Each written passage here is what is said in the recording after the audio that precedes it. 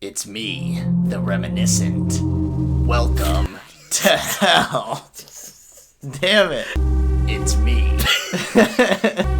It's me. Oh my god, dude. I'm the reminiscent.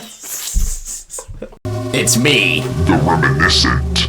Welcome to hell.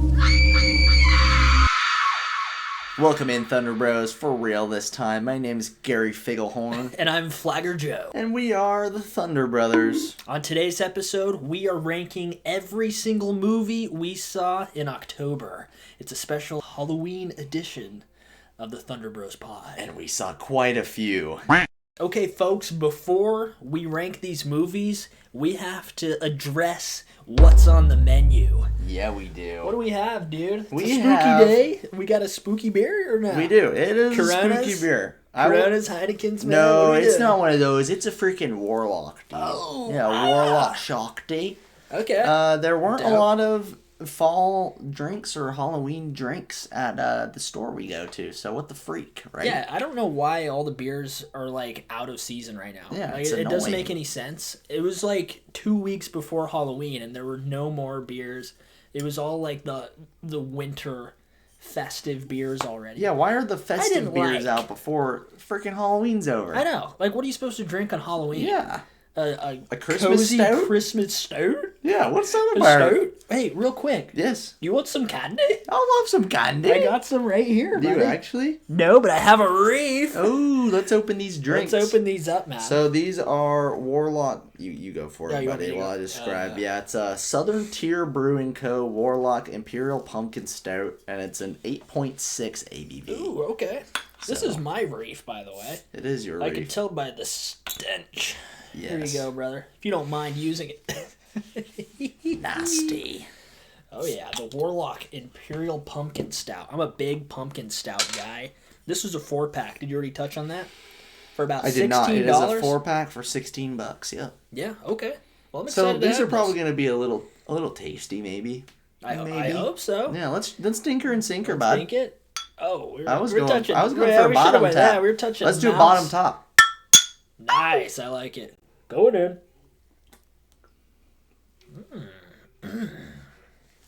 Ooh, that has a lot of flavor, dude. Ooh. Yummy. Not bad. That's Dude. I kind of got the weird chills at the end. That is strong. I left that in my mouth for way too long. Strong flavor, and I dig it. Folks, my fly might come undone during the filming of this episode. I know. No, I'm wearing clothes underneath, like a full outfit. And it already happened before. It's not me. It's the Christmas pie or the Halloween Yule log I've been sucking down as of late. Yeah. I'm getting a little chunky. You're getting chunky, dude. I can I see your apologize. folds. But you probably can't tell because we're in full costume today. This is We what we are. actually wore out on Halloween. Everything but my armor. I didn't have my squire put it on today. Just kidding, Mags. It's not an insult at you, my lovely girlfriend. I decided not to put it on, but we'll throw up some pics on screen RN of freaking Halloween night, what we all look like. I think we look pretty sick. Yeah, we actually did pretty good. It was Yeah. kind of a weird one this time around. It A was. lot of people weren't really dressing up a whole lot. We didn't know where the party was at. Well, Is that what's apparently going on? we went to the right spots, but they had the freaking Halloween costumes at the bar at like 9 o'clock, and we were there at like 11. Yeah, is the Halloween parties this weekend, like the 1st and 2nd of November, or were they last weekend? I feel like I the don't- weekend I don't before know. would make more sense. Make more sense, but Halloween is today, Yeah. right? Yeah, it is. It's today. Halloween is today. Yeah. It is not November 1st yet. No, it's not. We are not filming this a day late. Mm-mm. We have no idea what we're about to discuss, really. We didn't don't talk even about know any like of the what movies we've seen. We each saw other. a few together, but we strictly did not talk about anything about the movie. So it's all saved Whatsoever. first reactions for the podcast, and I think it's going to be pretty interesting. Yeah, I am excited. I think we should get into this, but one thing I want to say is we have squirrels in our house. Yeah. I thought that'd be something cool. We have a podcast and a platform to talk about it. Just a cool fact about us. We have 3 squirrels that live in our house. Yeah, they're rescues. They're real. I'm going to throw up a picture on the screen right now. This is what they look like. They're pretty cool. And yeah, I just want to share that with you guys. Yeah. I hope you liked it. They're sweet little rascals. Should we rank these movies? Yeah. Let's rank them now. Folks, before we get into our movie reviews, I just want to say follow us on Letterboxd. If you want to see more in-depth reviews, you can follow us at The Thunder Bros. Yes. On Letterboxd, you can check out our reviews. I've done quite a few. I've only done the 2024 movies that we've reviewed so far. I'm going to add more to it. So There's a lot. We have a ton of movies that we've rated. Like over 300. It's not on Letterboxd though, but we'll chip away at that, as we get to it. I'm going to start with 2024, go from there. So follow us there at The Thunder Bros at Letterboxd. Yes. We got 20 movies. 20 movies each. 20 movies each. 40 movies. Have you seen these movies? I don't know. If you have, know. I mean, let us know. This was quite a task. I'll say that right away. 20 movies in 31 days, pretty tricky. I was on a roll. I was at like 13 in 13 days, and then the Chadster came. And he doesn't like horror. Does he really not? No, he doesn't. He didn't want to watch one. We What watched the hell, like Chad? one horror movie together. Yeah. What the hell? Everyone's kind of easily spooked out this time of year as well, so... Excuse me. I had to watch quite a few on my own. And some actually watched most of them with me too. I watched every single one of them pretty much. 20 in 31 days. Not too bad. I'm pretty sure last year I watched 8 or 9 or 10 or so. The year before that, you and I watched like 3 or 5. Yeah, and those were most of my movies for the whole year even. Yeah, big step up from then. So I'm excited for this. We haven't discussed this at all.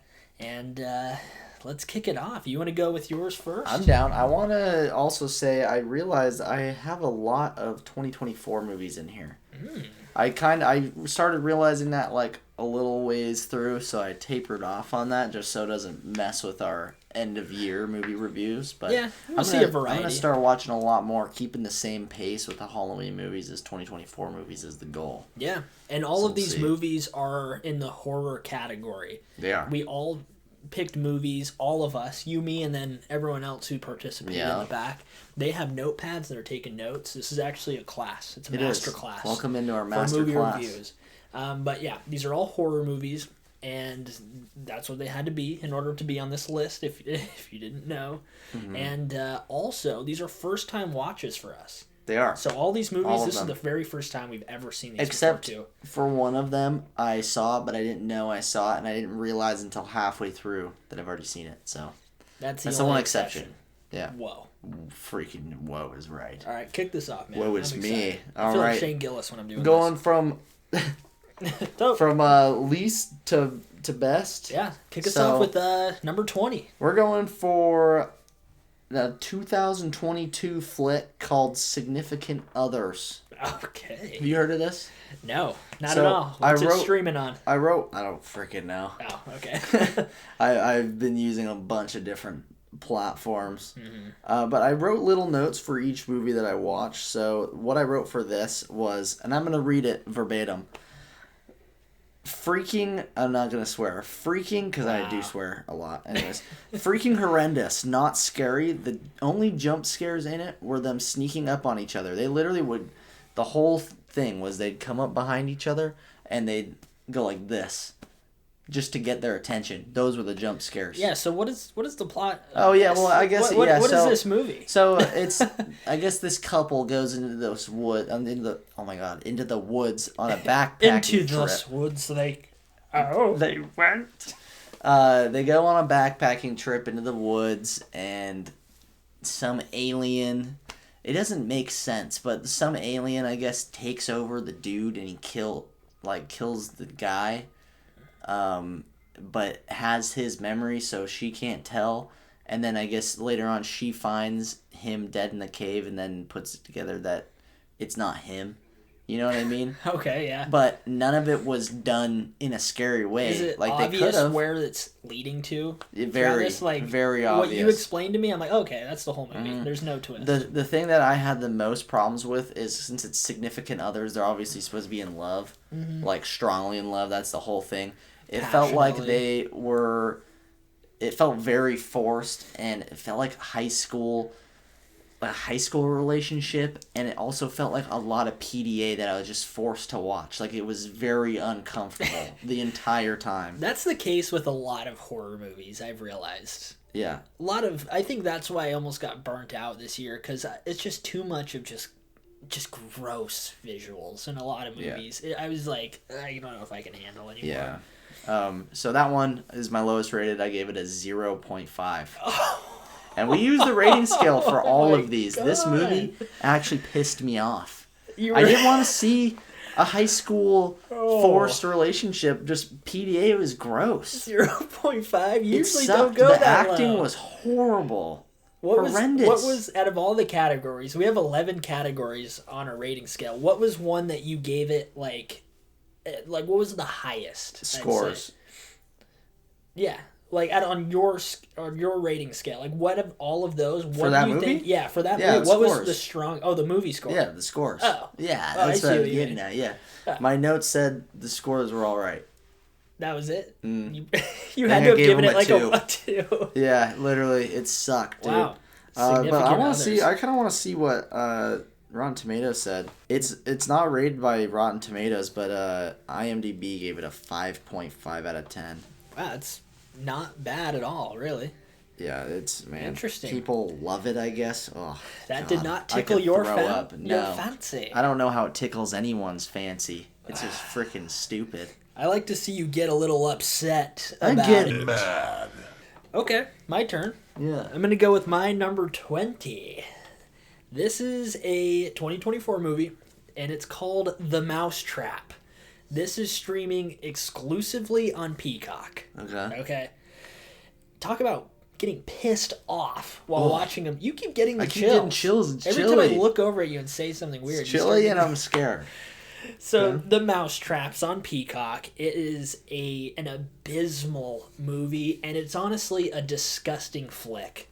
So, a couple months, or maybe earlier this year or last year, there was like a bunch of these different properties, like Mickey Mouse and like different cartoons that their IP was able to be distributed to the public, so you could like use that, I guess, or like buy the rights. That's how they were able to do like Winnie the Pooh, Blood and Honey, which is a garbage movie. Yeah. Horrible. I've never seen it. It's one of the worst movies I've ever seen. And so they had, in this flick, a Mickey Mouse version of that. Okay?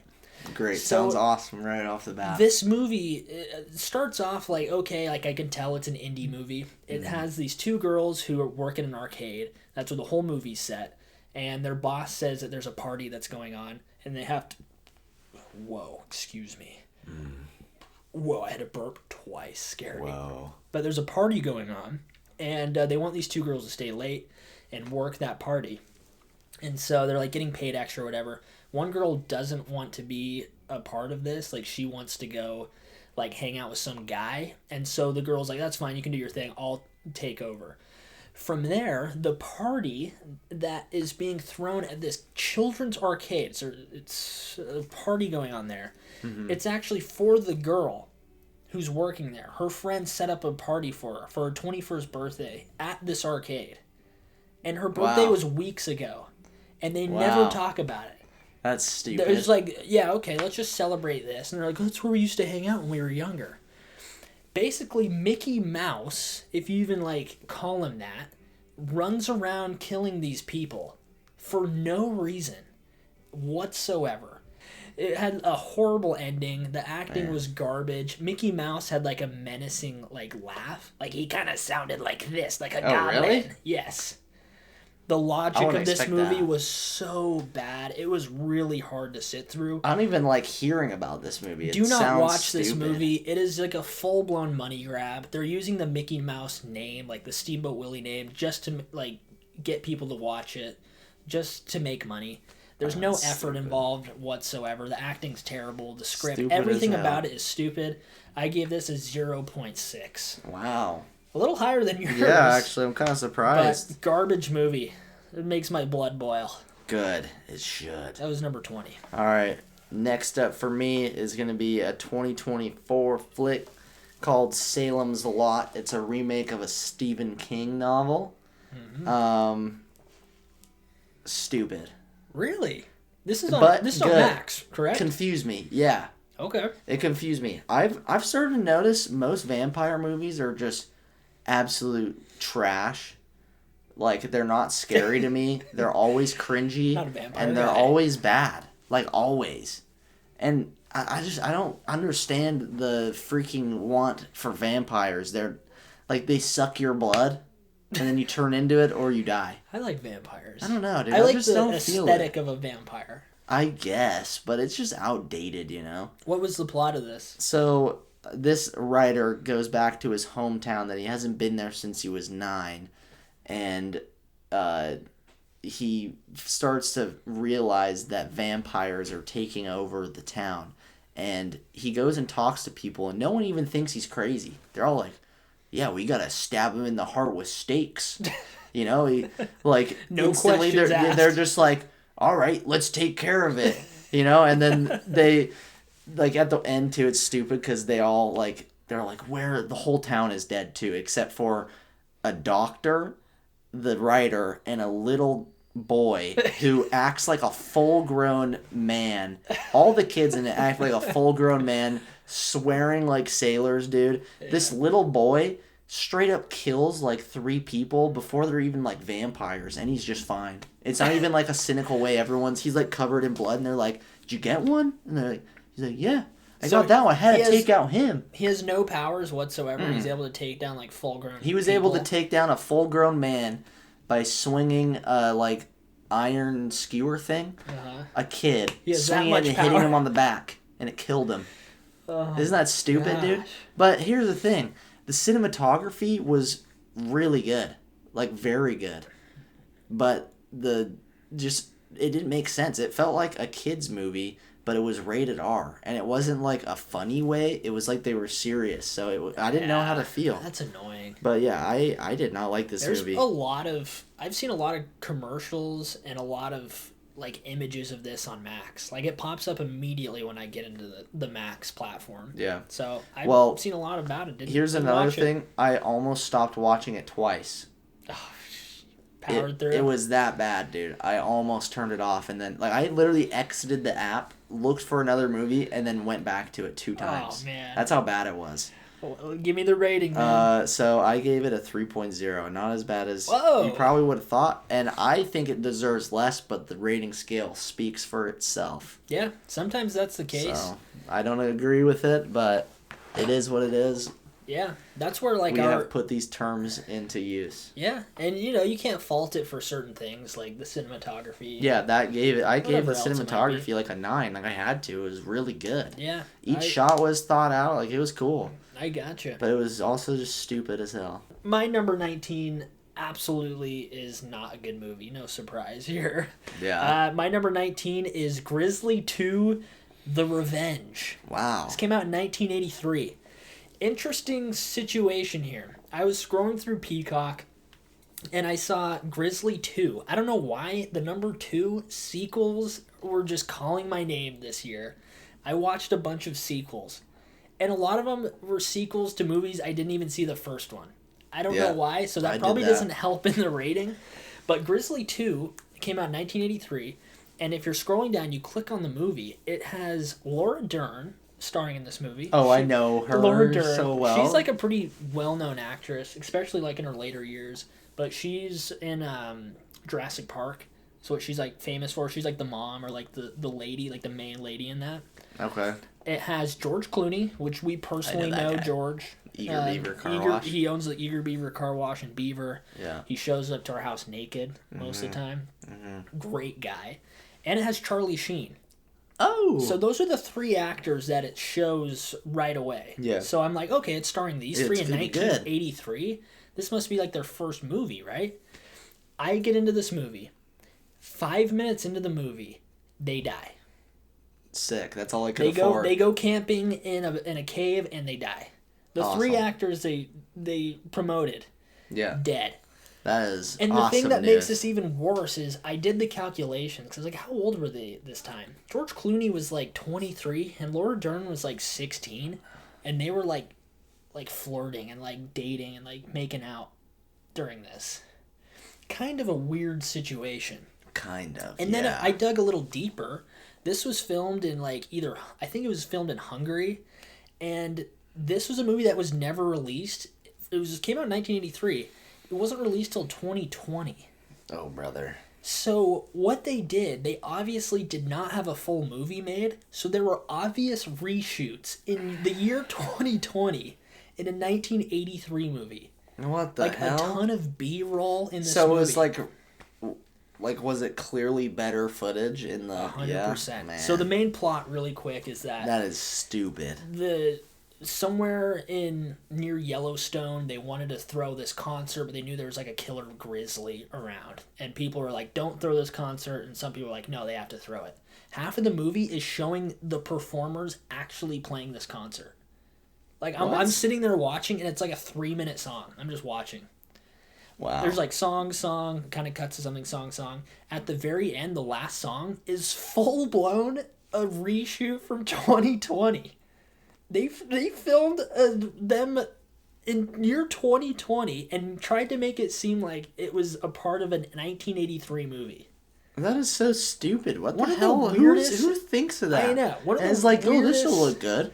Yeah. Stupid, dude. Idiots. This movie was an hour and 14 minutes, and that's also what was appealing to me.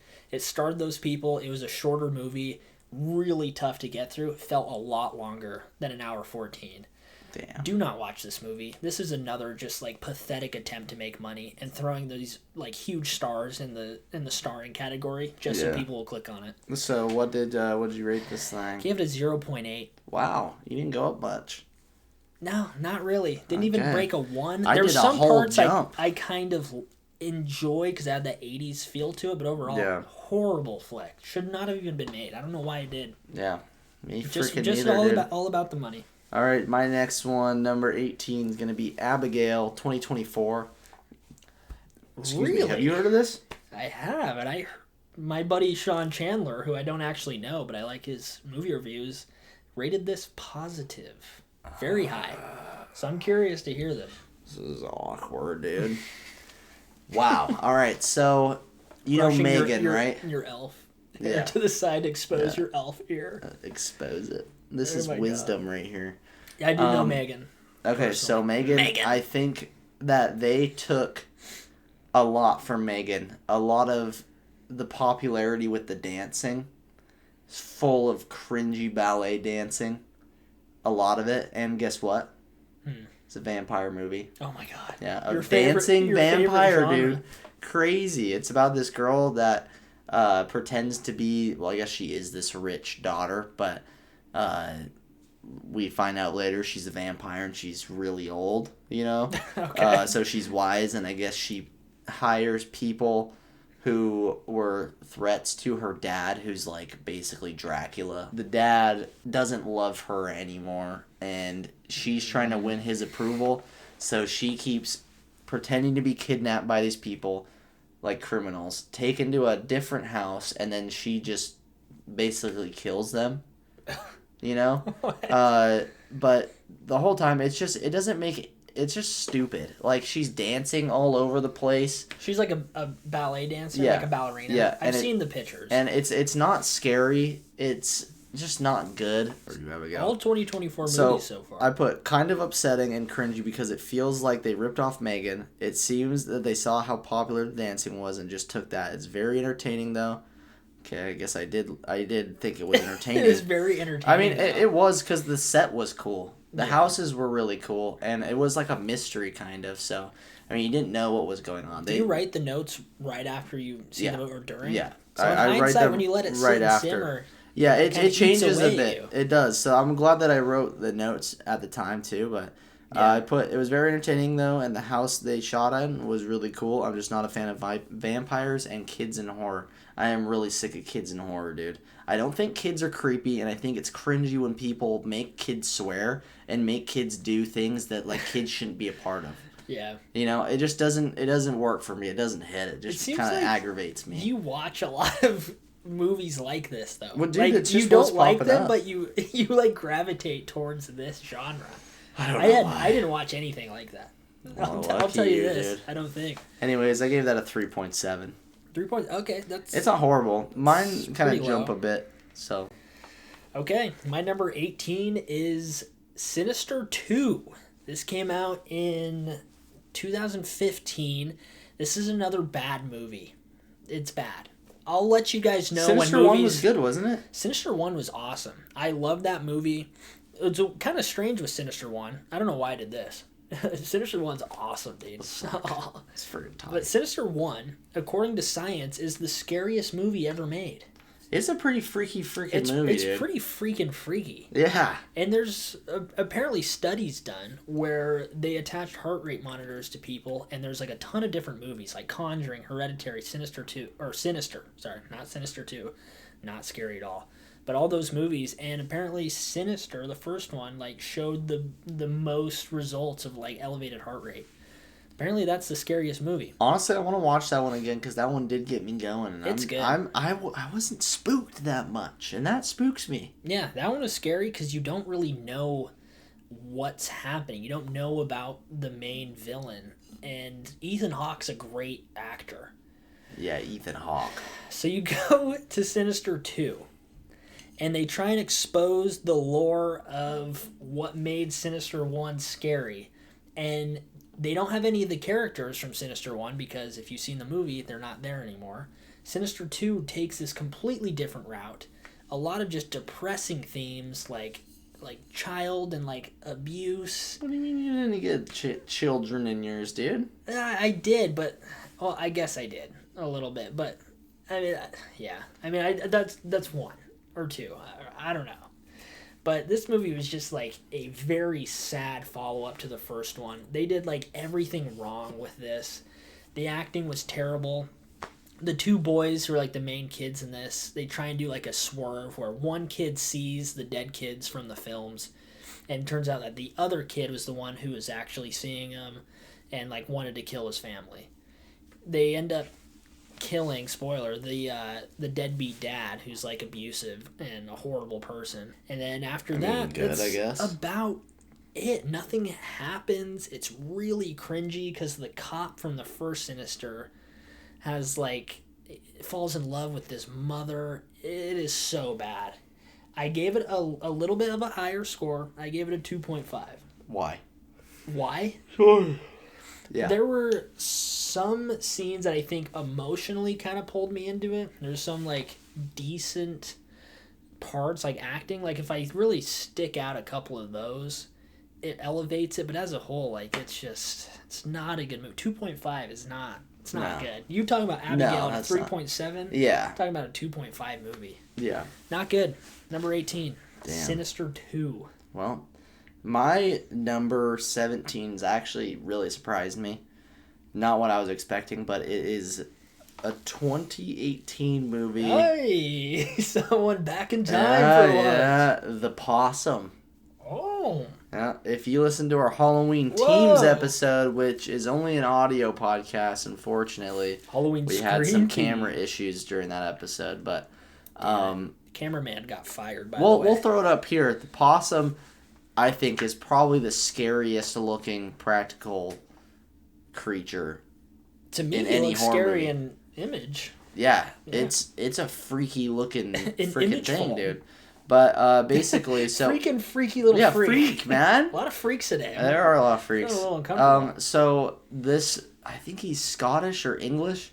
I can't remember. It was the first movie I watched. Oh, you kicked off Halloween. I did. I wanted to. That thing was like in my nightmares. Oh, really? No, I don't have nightmares. I had a nightmare about one movie I'll get to. Okay. But it's about this English dude or whatever. He's only really in like 3 scenes. Like you can tell it's kind of indie, which is fine. Like a foreign indie film. Yeah, Like, it was. I think it was England. It's like a dimmer, darker. It was lighting, dark. Type I thing. mean, it's England. I'm pretty That's sure. not my type of movie. No, I don't really it's not. gravitate It towards was very artistic though. You could tell that it was definitely like a film competition video, which was fine. That wasn't like the biggest issue. It was just very boring. Lots of long pauses and long cinematic shots that weren't that cinematic, but they were in like an artistic way.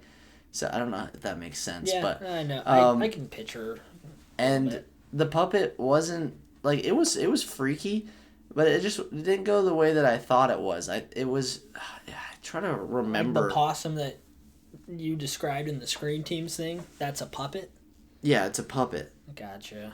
Like, I mean, I guess it is in, like, as a practical effect, but in the movie it's also a puppet that this guy kind of becomes, like, obsessed with, I guess. That's too bad, because I hate when you see something and in your mind it's really creepy, and then you find out about it and you're like, I know. Is that how this was? It kind of, it was a little better than, I mean, it still deserves some credit. It was still cool. It just wasn't, Ivan. Oh, yeah. It still just wasn't the coolest, but here's the plot description on the interweb. It says, after returning to his childhood home, a disgraced child puppeteer is forced to confront his wicked stepfather and the secrets that have tortured his entire life. Very artistic, not too scary, got jump scared once. It was creepy though, so I liked it more than the rating I gave it. Okay. Which I gave it a 3.9. 3.9. Yeah. Okay. It was a lot of him throwing the puppet and beating it up and having little crying fits. Yeah. You know? I honestly don't even remember what part scared me. Really? Either. I really don't. Oh, man. I know. That was the first one I saw, though, so it's been a minute. That's too bad, because I know. That had a lot of potential based on really the way did. we were describing it. I'm still sticking with it. It's one of the scariest looking creatures I've ever seen in a movie. Yeah. Yeah. It really is. They did a really good job with the puppet as a practical effect. Well, I'm going to not see this movie and just remember what we saw the first time. Yeah. I think I don't think it really takes away. Like, the shots are pretty creepy, but I feel like knowing that it's an inanimate puppet takes a lot away. Okay. Well, my number 17 is... It's called See No Evil. Came out in 2006. It's a Lionsgate film and a WWE film. So it's probably pretty bad. Lionsgate is a big production, though. I was shocked. Right as the credits started rolling, I'm like, Lionsgate? Like, I feel like a lot of famous movies come from that. Sorry, what did you say it was called? It's called See No Evil. Came out in 2006. It's starring... I think I've heard of this. It's starring Kane. So this is like right as Kane unveiled his mask and he was bald. Oh, okay. And he was in a horror movie. It's rated R. And it was a 2006 kind of Saw-esque movie. There were parts where there was just like bugs and grime and gross things, and it was the whole movie like that, like dirty fingernail, like black fingernails and grime, the whole thing. So basically what it is there's a bunch of, well, it starts out with this cop who seems like he's going to be the main actor. This cop is involved in like a shooting where they're trying to get Kane, who's like this evil psycho, and Kane slices his arm off. And so it fast forwards 4 years later, he has like a robot arm kind of thing. Again? Dude, you're scared? It's this freaking beer. It's out? chilling me to the core. I did that too. It's not even that cold. No, it's not cold. I don't know why it's doing that. It's also pretty late, and I've been up since 3. Oh my days. Scary. So this cop gets his arm cut off, and 4 years later, he's a part of this thing where they're trying to bring a bunch of these troubled inmates who are like in their 20s to show up to this hotel to help clean it up so they can get their sentence taken off a little bit, like by like a year or so. So they have like a bunch of these delinquents at this hotel they're trying to clean up. And it's all like a big part of Kane and his mom's plan. Like, they brought him there to kill them, to rip their eyes out. And there's a lot of like weird religious influence here, which I don't really understand or I don't really get. But for some reason, when Kane found this one girl who had, this is what they said, religious tattoos. No specifics. They're like, oh, she has religious tattoos. And Kane saw them and was like, oh, bah, oh. And like for some reason he was gravitated towards her. Okay. So he's this giant kind of gross ogre who liked this one girl who had religious tattoos. But he was still murdering people and ripping their eyes out. Yeah, but God first. Exactly. After murder. There's parts of this that were interesting. They tried weird things with the camera, the way they like shot it. It was very like 2006 MTV-ish like style. I feel like, so it's very like quick, and the camera like moves like and shaky shifts and kinda. I can shakes picture it. Dude. Zooms out and in. So they tried. That's hard to watch. It's not a great movie. It was hard to watch because it was so gross. Some of the stunts were decent. Gross and shaky. Yeah. They said practical stunts, I'm They assuming. had a couple practical stunts that were decent, but at the end there was like CGI. It came out of nowhere. They just like threw in CGI. It was probably really Kane bad. would look like a PS2 character out of nowhere. What the It's hell? like, where did this come from at the end? And They're then, probably just like, we got budget for this. This is what everyone's doing these days. We gotta get some CGI in here. it ended with him falling off a building, and when he landed on the ground, it was a Mortal Kombat scene where they What? like showed the like organs and skeleton and like the bones breaking. It did that, Oh my god. and that just confirmed he died. And that was it. That's pretty stupid. I gave this dude. movie a 3.0. Wow, dude, you watched a lot of bad ones. I watched a lot, and yeah, it kind of started here and then went, Yeah, it sounds and then it like kind of went up a little bit. So, yeah. Other than that, I think it picks up a little bit. Okay, well, this one I watched very recently. I think this is actually the last one I watched. So this one's fresh on the mind. I watched it yesterday. Yeah. On Hallows Eve. Yeah. Oh my It's God. called It Comes at Night. It's a 2017 flick. I feel like I've heard of this. Yes, maybe, I don't know. Yes, you I have I seen actually this, Tyler. need to read the description online because it just straight up does not line up really with the movie. And I have some things to say about this. Okay. It Comes at Night. It Comes at Is Night. this the It sequel? Triquel? No. After a mysterious apocalypse leaves the world with few survivors, two families are forced to share a home in an uneasy alliance to keep outside evil at bay, only to learn that the true horror may come from within. Oh my God. Okay, here's the thing. What does that sound like to you? Like an apocalypse, you know? Yeah. They don't say it's a unknown apocalypse because these people live in the woods, right? So they only know there's a contagion and people are Yes. getting sick. That's all they know. All right? This whole time makes it seem like there is something evil in the woods, like some type of creature or supernatural thing out in the woods. There's straight up just not. Yeah. But there Is is. it a kid? No, I don't know. Is It didn't, dude. Like it didn't a teenager? It didn't Is he in explain it? it. It didn't say anything. You never saw it. You never even like heard it. Is there a teenager in this? Yeah. And then he like doesn't He's know a what's dog. happening. Yeah. Yeah. Okay, I've seen this movie. Have you? Yeah. Okay, so my biggest thing was it was starting to get good and then it ended. I thought it was straight up halfway through the movie. Like no explanations. There was one point where they keep the door locked all the time and this other family that's there is like I don't know, they're trustworthy. They're not weird. They're like normal people and there's nothing to like make you not trust them. Mm-hmm. And then all of a sudden the front door is unlocked and the dog escapes into the woods and comes back bloody, okay? And the dad's like, "You can't see it," and shoots the dog. All right? I remember this. Yes. And then the dad was like, "So who opened the front door?" And no one fessed up to it because literally nobody did it. Yeah. No, there was no. They didn't touch on it again. Nothing. How there's like just something supernatural. So it like messing. pretends like there's something supernatural and then doesn't touch on it, and then the movie's over, and it ends with the kid maybe dying. He has a bad dream that he's sick, and then he wakes up and he's not sick, but then at the end of the movie, like a few minutes later, it's like he kind of is sick because the mom's like, "You're at like you don't need to fight it anymore," and then the credits. Yep. It pissed me off, dude. I hate this movie. Yeah, it really sucked. It had I was excited because I'm it surprised seemed that like it's it would be even cool. like your number 17. This movie Well, was horrid. I saw a lot of actually pretty decent movies, but I give that a 4.6. That's still pretty high. I hated It this is. movie. I hated that it didn't have an ending. I gave the Yeah. ending a 0 because it didn't have one. It just finished. Yeah. Yeah. I mean, that's valid. And they didn't have like a solid plot point. They just had a bunch of different things. They're like ideas, and none of them had an end. Yeah. Yeah.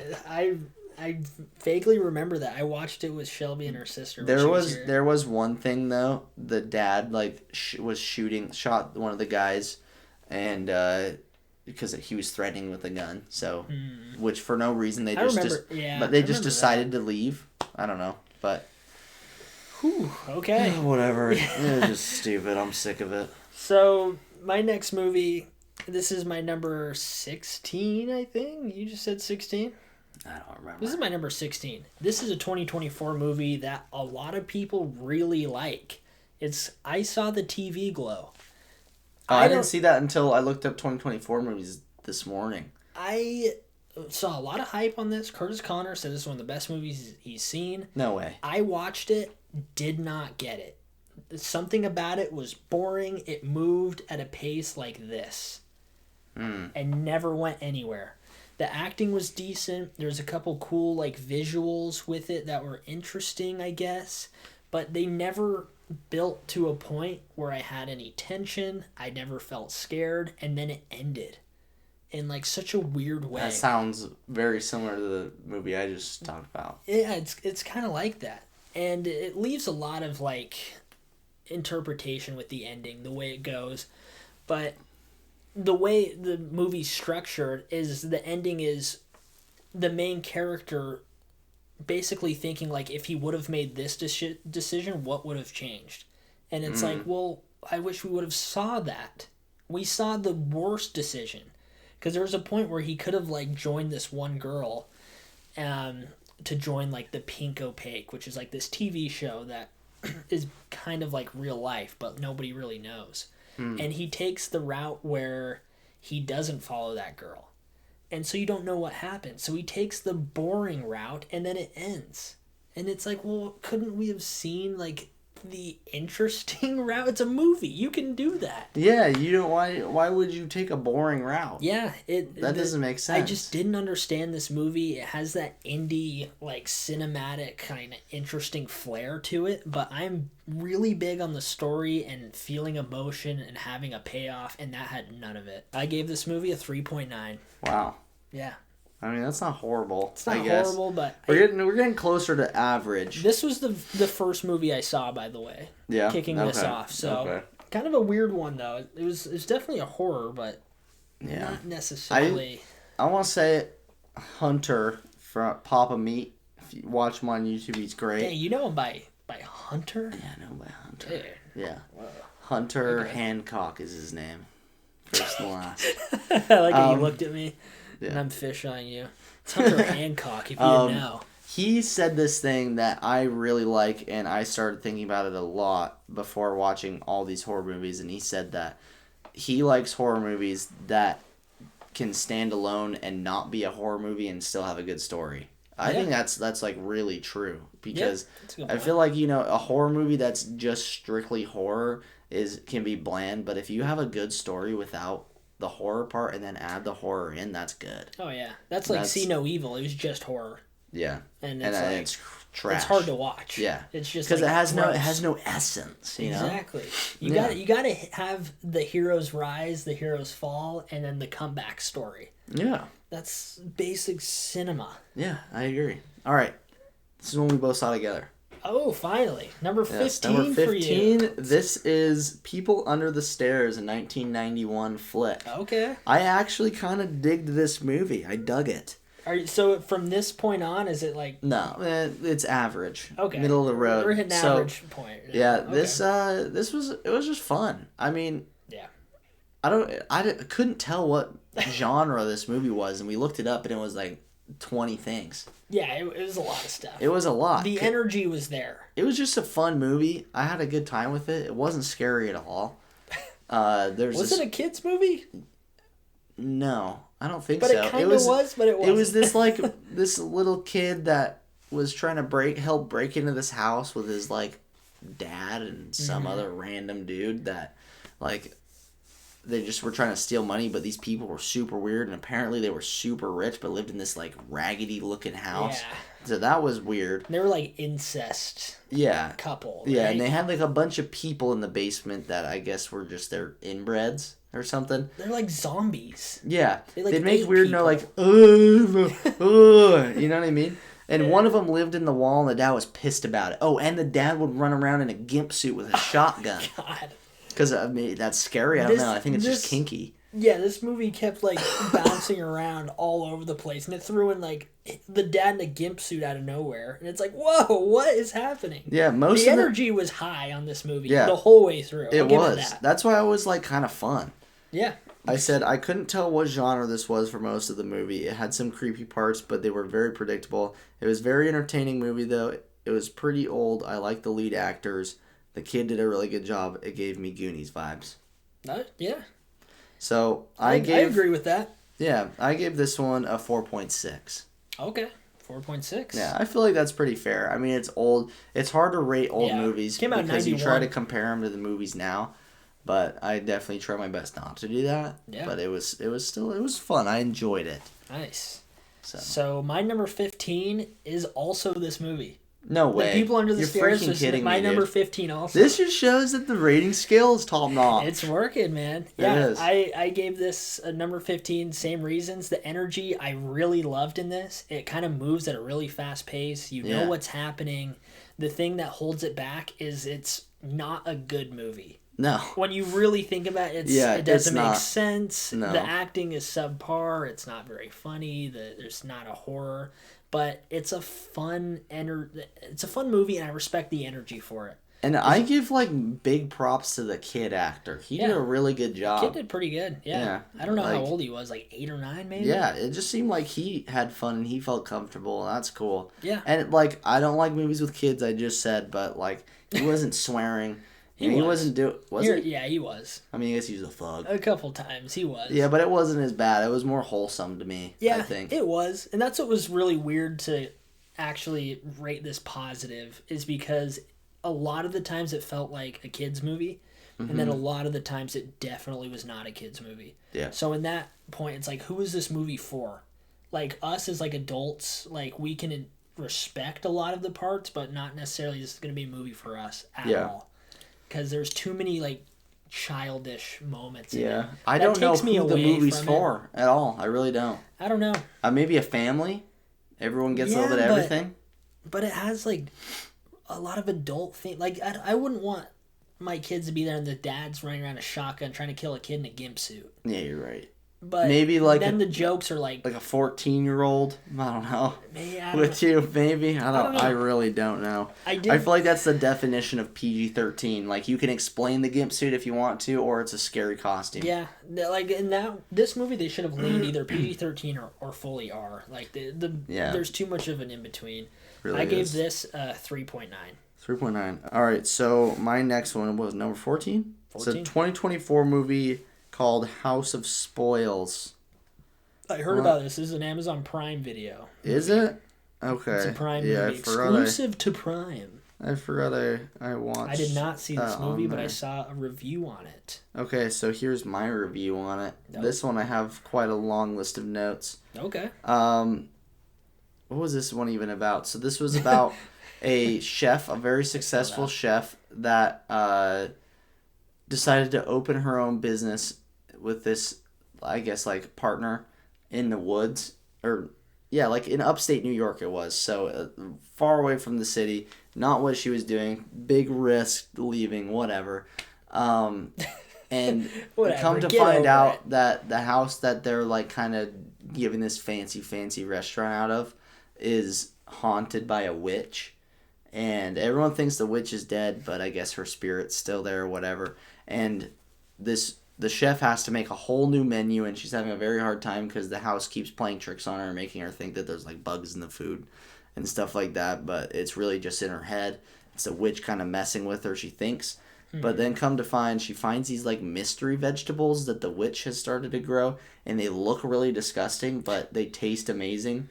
And it's like the taste she's looking for, and everyone loves it, even though they're like, I'm not eating this. And they eat it, and they're like, this is the best thing I've ever had.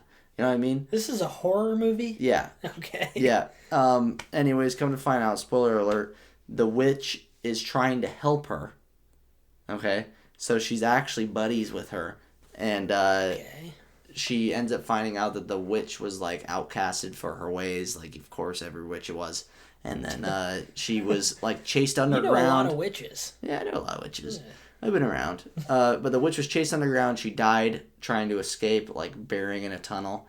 And I guess the woman found her body and was like rebirthed and straight up popped out of the ground, and then had some super weird artistic show of this big night where they're like opening the restaurant, and she goes crazy, comes into the restaurant covered in mud, and she makes a whole scene carrying like a dead rabbit, and everyone's like, this is disgusting. They leave, and then they go outside, and she's out there with a giant bonfire cooking stuff, and one of the critics there is like, hold on, let me see this. And then everyone's like, pull out the tables, pull out the chairs, and they put it outside, and it's this barbaric weird cookout. It's like, what the hell is that movie? What? Yeah, I know. What was that? I don't know. I don't understand. It was freaking weird, dude. It's like, it's a horror movie. It was fun, actually. Oh, it was? It was weird. Okay. It was just so up and down roller coaster. I didn't know if it was scary or if it was like fun. And my daughter's trying to break through the door right now. I'm kind of scared. It might be the guy from The Shining. Maybe it is. He's been roaming around outside. Yes, the but past couple days. anyways, that was a bit longer just because that one was such a bizarre movie. That was interesting. I got what you were saying. Yeah, so that one is, I rated it a 4.8. Okay. So a little bit higher. Not too bad. Del, shut up. Whoa. Okay, my number 14. This is a movie that came out in 2007. It is Trick or Treat. Oh, I almost watched this one. It's kind of become somewhat of a cult classic. Even if you go to Spirit Halloween or play Call of Duty, the main guy, Sam, is in this flick. Mm-hmm. Little sat His guy. name's Sam? His name's Sam. It's kind of lame. Yeah, and he's an alien. He's an alien? I think so. He's like an alien thing. I don't like aliens in This horror. movie, it's one of the most overrated cult classic horror movies I've seen. It starts off kind of interesting in a way, like the initial death scene. And then when I was watching it, I was like, I swear I've seen this. Me and Shelby watched this. And this looks super familiar. 2 years ago in our podcast, I talked about starting this movie but never finishing it. Which is funny, I had no memory of it. Wow. But it's kind of like a bunch of different side stories on Halloween night that I kind of appreciate, that all kind of come together as one in a way. And so all these side stories end up like being this one whole story, but it also is surrounded by that Sam character, which I don't think is a very scary character. They should have kept the mask on the whole time. Once they unveiled the mask, Oh, they do like, unveil him? Unveil? it's like this like kind of like pumpkin alien looking thing, and it's practical, but Okay, it looks good like at it least. was like Mac and Me practical. Ah. It was not good. Like the mouth was like moving like really slow and like looked like it had peanut butter stuck in its mouth. I want to see this now. Yeah, it Just what he wasn't looks very like. scary, but what I do appreciate about this movie is that it is like a true Halloween movie. It takes place on the night. People are in costume. But just a lot of the side stories I just didn't get. There's like a werewolf side story that was just cringy. What? It has a couple like decent actors in it, like Anna Paquin's in it and a couple other people. But overall, not for me. Pretty overrated. I gave it a 4.1. Okay. That's my number 14. All right. Trick or Treat. Probably I won't see wonder that when one we're again. going to start breaking positive with our fives. We're coming up. All right. Kind of. Well, my next one is another 2024. Okay. It is Maxine. You saw Maxine as I well. did see Maxine. I mean, it's right there. I was hoping it'd be sexy. It wasn't. This is your number 13? Okay. I unfortunately realized that this is the second movie of a series. Did you know that? Yep. The first one's X. Yep. I didn't know that. Did I you did know not- that? I did not know that I either. didn't know. Okay, because a lot of stuff did not get explained, and it makes a lot more sense now. Yep. And I was mad at the time when I rated it because I was like, "This is stupid. Yep. What the hell is going on?" And now it makes more sense, but it's I'm rated. with you. It's been done. There's actually another movie called Pearl. Pearl. There's Pearl, and then X, and then Maxine.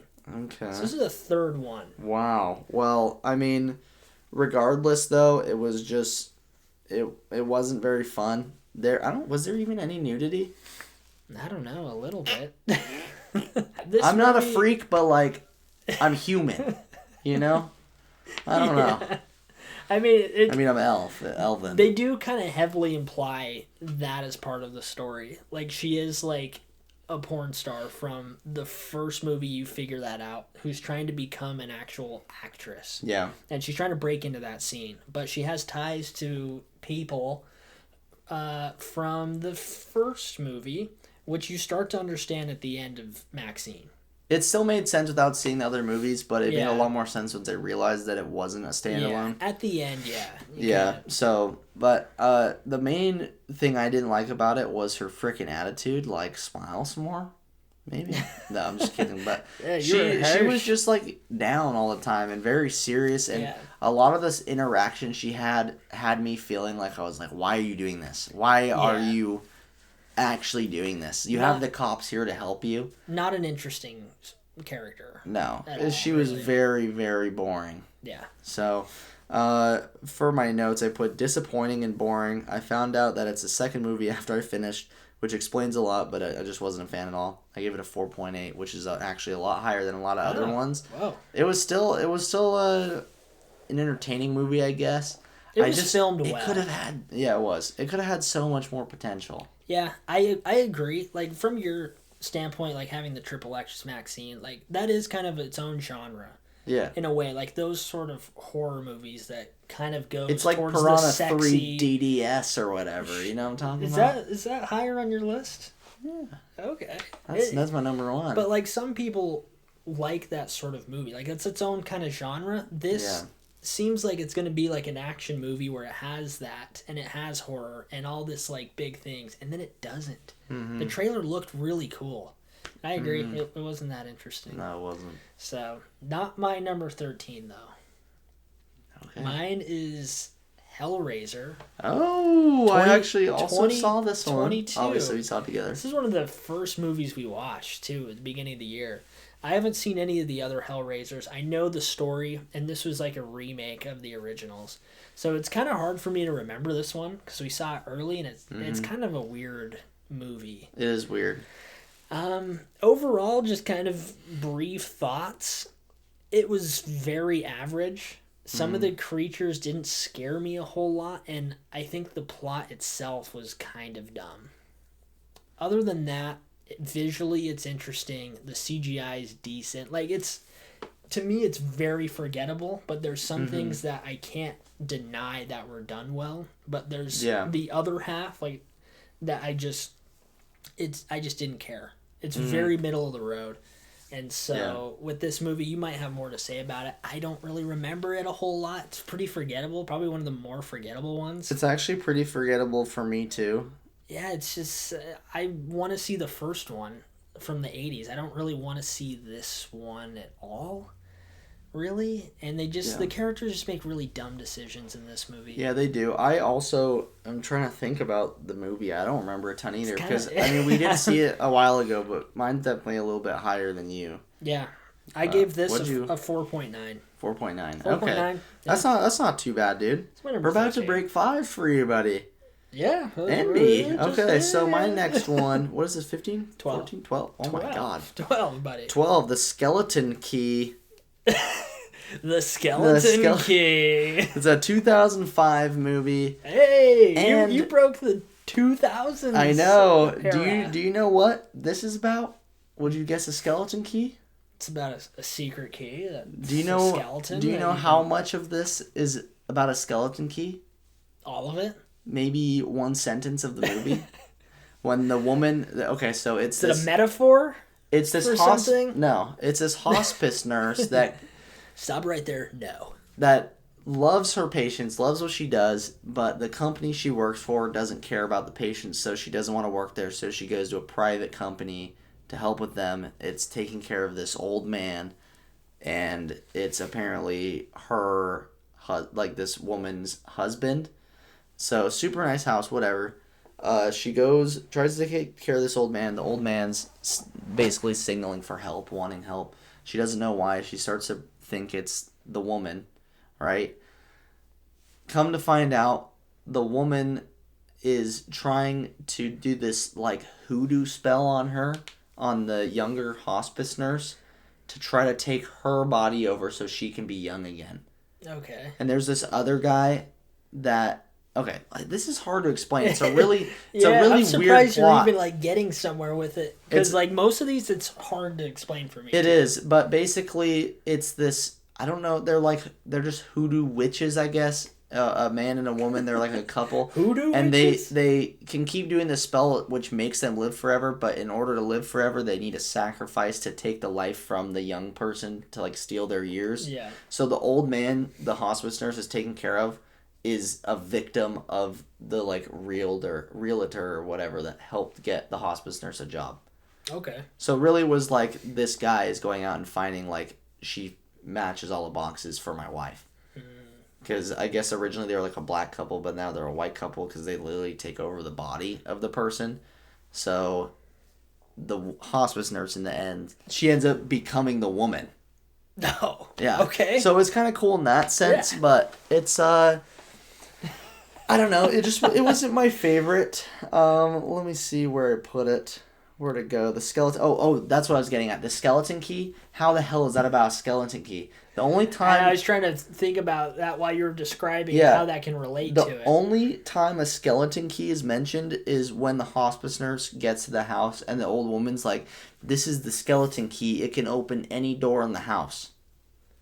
Is that a metaphor for like No. opening a body to another? No. It literally has nothing to do with the story. It just has skeleton and you know me. You're scared of skeleton. I know. I'm not much of a skeleton guy. I know. Wow. Absolutely horrendous, dude. But it really, for some But why reason, did the you like rating part of scale put me at a 4.8. It was entertaining. It Okay. really was. It wasn't horrible. It just, the main issue I had was why is it called the skeleton key? Yeah. It doesn't make Wow. any sense. You haven't broken a 5 yet either. No, and that I was your haven't. number 12, right? It was. I just want to read my notes on it real quick. Yeah. Pretty good overall, just didn't stand out to me. I wish there was more mystery with the house and the actual skeleton key. The whole plot really had nothing to do with the skeleton key. I guessed the plot pretty quickly too. Just not what you want in a mystery. A horror mystery. Well said. Well, my number 12 is Maxine. So we were really close. Mm-hmm. Mine could have been 12, Maxine too. But I think I liked Hellraiser more because Hellraiser, I don't remember anything being like offensive, and I wasn't like, I didn't hate it in a way. Mm-hmm. Maxine, really positive on the filming and like kind of the style and the eerie vibe for the first 3/4.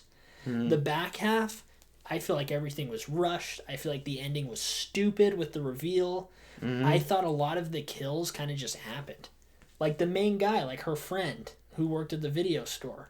He was just like kind of there, he's cool, and then boom, he's just dead. Whatever, she just moves on. Another person, one of her friends, dead. Or I her also- other friends, I don't- he just died immediately. Move on. Yeah, I don't get any like horror from thrillers either. Just random killing and stuff. It's just not. I don't get anything from it. It's just stupid to me. This had a lot more potential.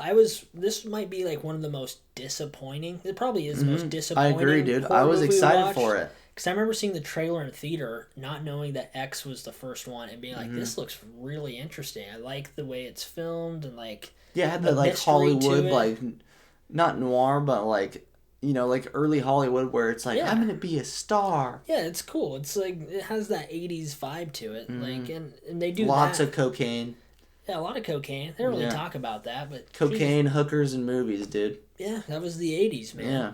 And they did display that pretty well. But as far as like having the movie move forward, it really doesn't. And then it ends, and I'm like, no reaction, no emotional connection. I'm like, oh, okay, it's over. And the thing that bothered me is you could tell exactly how it was going to end from the first scene. Mm-hmm. You see like the guy was revealed in the very first scene of the movie. Yeah. And so with that was a really weird decision because that ruins any sort of thrill and any sort of tension, which in a horror movie, that's what you need. Yeah, it is. So it's And not... like even seeing, if you were to see the first and second, I guess, then you would know based on the voice that it's her dad the whole time, wouldn't you? Yeah, I'm sure you would. Like I don't know. I will just need to see it in order to really get it, I guess, get the full picture. It's but too I think it bad. would have made it even worse. Yeah, it's too bad because I have no desire to see the other ones, but I heard those were I better. almost started X. I almost did, and I was like, why am I doing this? It was right after Maxine. I was like, I kind I'm of not felt doing this. the same way, so I gave this a 4.9 also. Is that what I gave it? You gave it a 4.8. Okay. But I gave Hellraiser a 4.9, but I gave it a little... Or I thought Maxine was a little better, sorry. Just because I did like some of the things that were involved in it. So, yeah, Maxine, 4.9. Still haven't broken 5 yet. Wow. That's crazy. It's your number 11. Well, I'm about to frickin' break 5, but I'm not saying what it is exactly yet, but it's Apartment 7A, which is a 2024 movie. Dang, these are movies that you told me you were watching. I'm surprised they're not higher, so this is interesting for me. Yes. Well, so Apartment 7A, this woman, I'm pretty sure, I don't remember the beginning of it very well, but I think she's like kind of not living in a good spot. Like she's living with a roommate and she's not able to pay rent. And she is also like a dancer. Oh, this is People Under the Stairs. Yeah. Yeah. You're re-rating this movie. Yeah. She is a dancer. She breaks her ankle or something on, I'm pretty sure it's supposed to be Broadway. So it kind of makes her infamous. And these people this like old couple finds her and ends up taking her in. And it's like a really like nice apartment and stuff.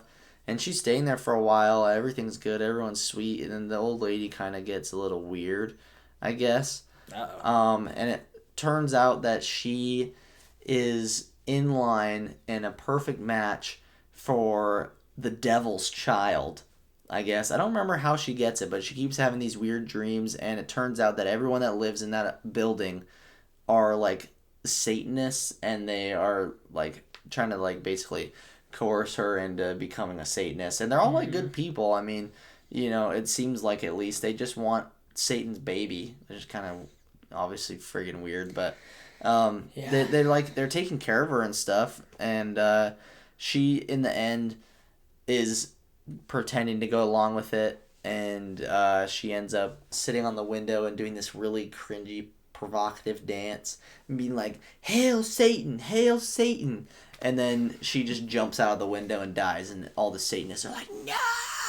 Oh my god. You know, so anyways. I think this is the prequel to Rosemary's Baby, which is considered a classic. Yeah, of but the horror genre. I kind of liked it, though. It wasn't bad. I put pretty good, very good story, and kept me interested throughout. The mystery was good, too, in it. Okay, like, actually... It was a fun movie to watch. Got your heart pumping? It was not really. I was just entertained. Gotcha. The cinematography was really good, and the acting was good too. The ending was pretty cringy though. That's what I'm talking about, because it's just provocative and like not her personality, and it was very obvious and just weird. But I ended up giving it a 5.3, so I broke the barrier. Broke 5. Yeah. Very nice, man. Okay, my number 11 is a 2011 movie. Whoa, alliteration there. It's Insidious. Okay, I like Insidious. Yeah, so we saw it's full blood. I like Insidious. So we saw Insidious together. I watched I watched it, but sometimes I was kind of in and out. But I really did watch the whole thing. I don't know why I'm even saying I didn't. I think I went out to go take the trash out and came back, and that was me being out of the movie. But that much I kind of forgot. Okay. This movie, to me, is another movie that I think... It wasn't disappointing because I never was interested in Insidious in the first place, but it was a movie that I didn't think was, like, that exciting. The Halloween Horror House in Universal Studios, way scarier than this movie by a lot. The plot of this movie is a little confusing for me. It's one you really have to kind of pay attention to. It's probably why it hurt, because I wasn't paying attention to it as much. I didn't think this movie was scary at all, like whatsoever. And the main villains at the end, I thought were really corny and cheesy. And I expected a lot more out of the scariness and the horrors from this. The story is kind of interesting about the kid who like has the connection to his dad, who ends up in the further, and the dad has to go get him. That's interesting enough, kind of supernatural in that sense. But overall, it was a movie that was forgettable for me. I never want to see it. I'm trying to think. I actually did forget about it. I feel like it is straight up just middle of the road for me now.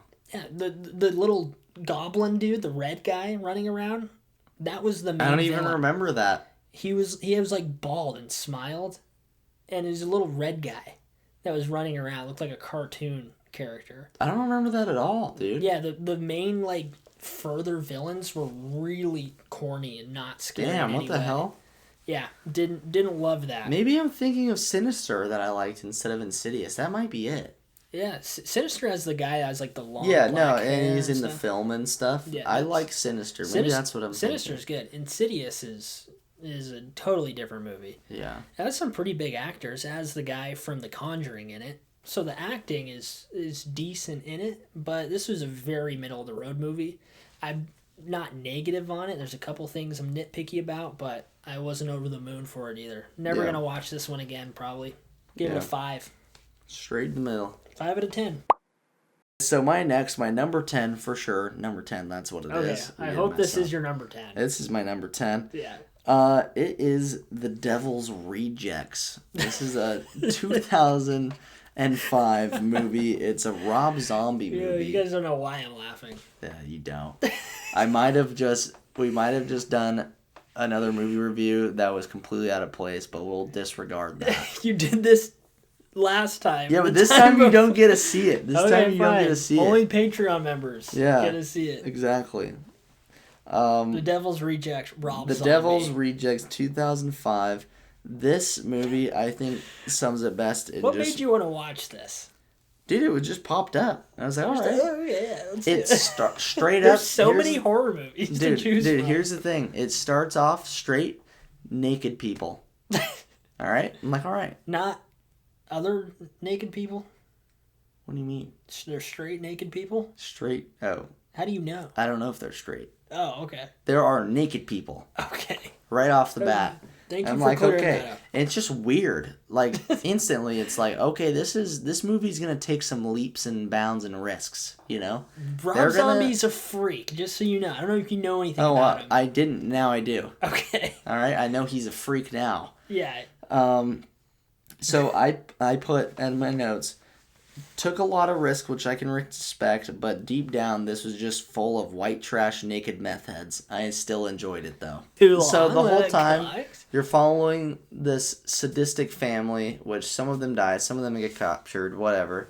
But you're got following them captured. through this, like, journey, I guess. And they end up just, in the end, just getting captured and dying. Oh, great. But it's a whole journey. It's honestly a pretty good movie. I don't really have a lot of complaints. Like, it was fun, but it was literally just white trash, naked meth heads. Is this a movie you think I would like? Not really. Okay. Not really. It's pretty. It's more your taste. It's pretty weird for sure. But I've seen it pop up. I Okay. had no desire. If to you're watch really it, though. bored though, I mean, it's not bad. Okay. It's just it's Rob Zombie. You're really selling this movie to me. Sounds great. There's a lot of nudity, so Great. So that's one reason to watch. yeah. All right. So I gave it a 5.8. Pretty high. Cool. Anyways, what's Okay. your number 10? My number 10 is a 2024 movie. I don't think you saw this one. This is the M. Night Shyamalan movie, Trap. So this came Oh, out, I almost watched it. this came out a couple I had a feeling it was just like months ago. torture and thrill horror though. No, interesting concept. Huh. Very different than a lot of horror movies I've seen. It's about this dad and his daughter who, this one, with M. Night Shyamalan movies really quick, he always has like a twist at the end, kind of. That's like his whole thing. He did The Sixth Sense. Yeah. He did Old. Old, yeah. Like those sorts of movies. He always So has a twist, yeah. I'm not going to like spoil it for everyone if you haven't seen this, but, well, maybe I will. Well, spoiler alert. We'll see what Yeah. happens in this review. But it's about a dad and his daughter who go to this concert where the artist is basically like Taylor Swift level. I think this movie was filmed at a Taylor Swift concert, part of it. So the whole movie pretty much takes place in this massive arena with tons of fans at this concert. And there's a serial killer who bought a ticket to this concert. And it's basically about the serial killer trying to escape the concert. Well, I mean, you learn pretty quickly. I'm not spoiling much. The serial killer is the dad. And so at one point, he has this really, like, friendly attitude, like, with his daughter, because they're going to this concert. Mm-hmm. And he's really nice to, like, the guards and the workers and stuff. And then on the other side, he's really aggressive and mean because he's trying to escape this arena before people capture him. Because they don't know who the serial killer is. The cops and security's kind of getting clues throughout. Mm-hmm. So it has this, like, kind of fun, different feel to it. Kind of has some thriller vibes to it. It's filmed pretty interesting, kind of eerie in some ways. But with this movie and an M. Night Shyamalan movie, you're expecting a big twist. No twist. No way. There's no twist. There's always a twist, I thought, with him. That's what I thought. No twist. That and is if the there twist. is one, I didn't know what it was. The twist is that it's an M. Night Shyamalan movie and there was no twist. That's what I was wondering. It's a trap. Hive Mind, who I really appreciate those boys, whatever they're doing there. Riley from Hive Mind on his letterbox said the plot twist is that it sucks. That pretty much sums it up. I didn't think it sucked. There was parts that I enjoyed, parts that did suck for sure. And then in my letterbox review, I said the most pointless movie of the year. So what did you rate it then? I gave it a 5.1. Okay, that's So not horrible. it's slightly above 5. If I really sit back and think about it, I like the parts that I remember. And then if I were to watch it, I'd be like, that's why it didn't work. Yeah. So that's Trap. All right, well, my next one is Hellraiser 2022. Oh, we gave it a 9th spot, huh? I did. Okay. So I like this. What was that? Did. I did. You're enjoying your new hair. I am. Don't lie. I am. And I forgot my ears. It's cute. Yeah, I noticed that. Or I did trim my ears, actually. That's why it's low. Yeah. I didn't forget. This movie I had fun with. I've never seen the original, so that's probably why I liked it more. Yeah, me either. But I felt like the creatures were really well done. I honestly don't remember the plot. You already kind of explained a lot of it, Yeah. but it's really not very memorable. I didn't really explain any of it. No. I didn't remember. It's just, I don't even remember. It's coming back. It's a puzzle that this, like, the if brothers, you touch it, then it changes and it'll kill you or something like that. But they it needs to stole get to the last stage. Yeah, they stole the girl's brother, and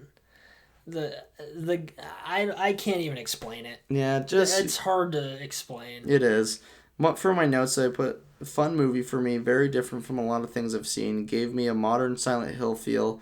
I liked the art in the movie, and the demons were pretty creepy. I give it a 6.1. Whoa. Yeah, I liked it, dude. I really did. Even though I don't remember a single thing.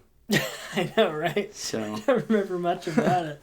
I did like it though. Sorry, Hellraiser fans. We don't really have much of a connection. No. Okay, my number 9 is a movie I saw on my vacation in scary haunted St. Augustine. Ooh, I was supposed to go to Asheville, North Carolina, but Hurricane Helene kind of changed plans. So me and producer Selb went to St. Augustine, the first city in America, and apparently it's haunted. I don't get any haunted vibes from St. Augustine. I get chill, amazing art, amazing community, freaking great place. One of my favorite places on earth. That's what I get. Yeah, St. Augustine's great. I do get a little bit of the horror vibes, but I was there around October this time around. Kind of just getting into the beginning of October, like the spookiness is starting to ramp up a little bit. Mm-hmm. A lot of haunted tours going on. So we decided to, in our Airbnb, watch a movie called All Hallows Eve. This came out in 2015, I believe. Okay. And this was technically not Terrifier 1, but the movie that came before Terrifier 1, where you get to see Art the Clown for the first time. So All Hallows Eve is a bunch of short films that were put into a full-length feature film. So the way it works is there's this babysitter who has these 2 kids, and she's watching, and one of the kids gets a VHS tape in his bag. Okay. And the babysitter's like, let's not watch this. And the little kid's like, no, let's do it. It's Halloween. So they watch this movie. Mm-hmm. That's pretty scary. And in the VHS, there's like a couple different short films a part of it. And some of them are kind of scary, honestly. There's like some that has like art in the sewers. And he's like kidnapping these girls. And like, you don't really know what's happening. It's a little freaky. And then there's some that has like alien influences, which the aliens weren't scary. The aliens in the movies I watched this time around were like stupid. I never think don't aliens are understand. scary, dude, ever. Like the thought of them actually being here, yeah, but in movies I just don't. It's It doesn't do usually anything not. for me. Yeah, it's not very scary. So Yeah. that kind of short film version wasn't that spooky, but the way they were able to tie everything together was pretty interesting, and you can tell that it's super low budget. But it doesn't really take away from it in a way. Like it's well done for being low budget, and the way they're able to tie everything together at the end, where Art actually is like involved in the babysitter's real life, it kind of comes through the TV. I thought it all comes together pretty nice, and this was a fun one. I enjoyed it. This is Nice. From here on out. These are movies that I did thoroughly enjoy. I didn't really have a lot of issues with them. What was that one called again? All Hallows Eve. It came out in 2013. Okay. And it's my number 9, and I gave it a 5.5. Nice, dude. So, yeah, this one, pretty good for a low-budget indie movie, and it kickstarted the Terrifier movies from there. So, Nice. kind of cool. Cool All one right. to check out. Well, my next one is a 2021 flick called Antlers. It's about a Wendigo. Oh my God. Yeah. Flag pulling? Side of the road? Ancient curses and creepy monsters that are ancient spiritual, especially Native American things, those get me going. Yeah. Those- Wait. Oh, really? In that way? Yeah. This whole time I thought you were scared of those. No. Turn you on.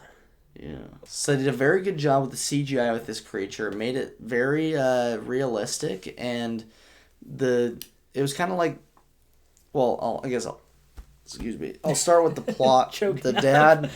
You're getting turned on, you're emotional, you're scared, I all am. in this review. So the dad is, there's a boy and his dad, and Awesome. the kid's dad is running a meth house in a abandoned mine. You gotta use correct grammar. Yeah, okay.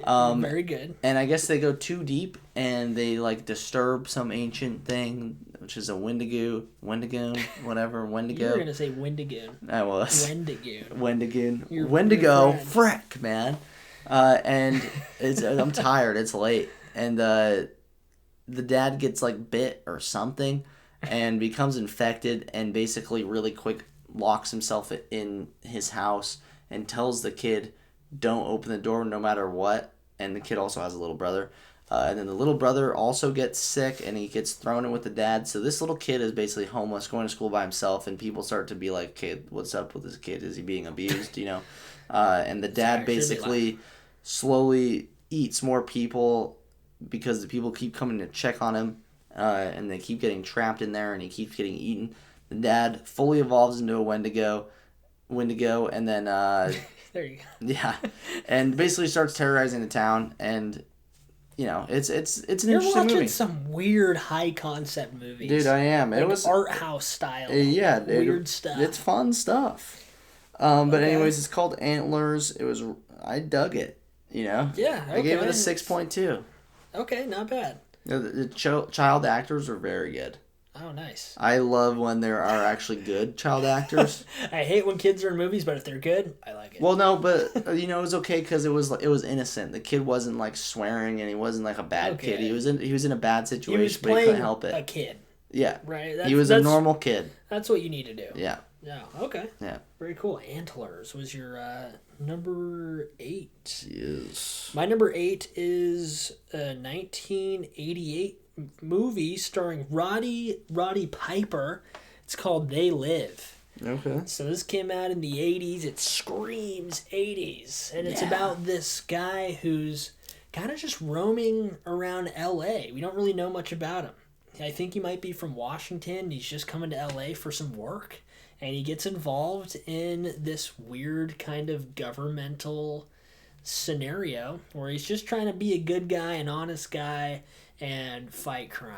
And the way he's able to do that is because these like aliens on Earth are kind of like Aliens again, dude. yeah, I mean, this one's okay. I don't know why I saw a bunch of aliens movies, but these people are trying to use like ads and propaganda and stuff to almost brainwash the United States.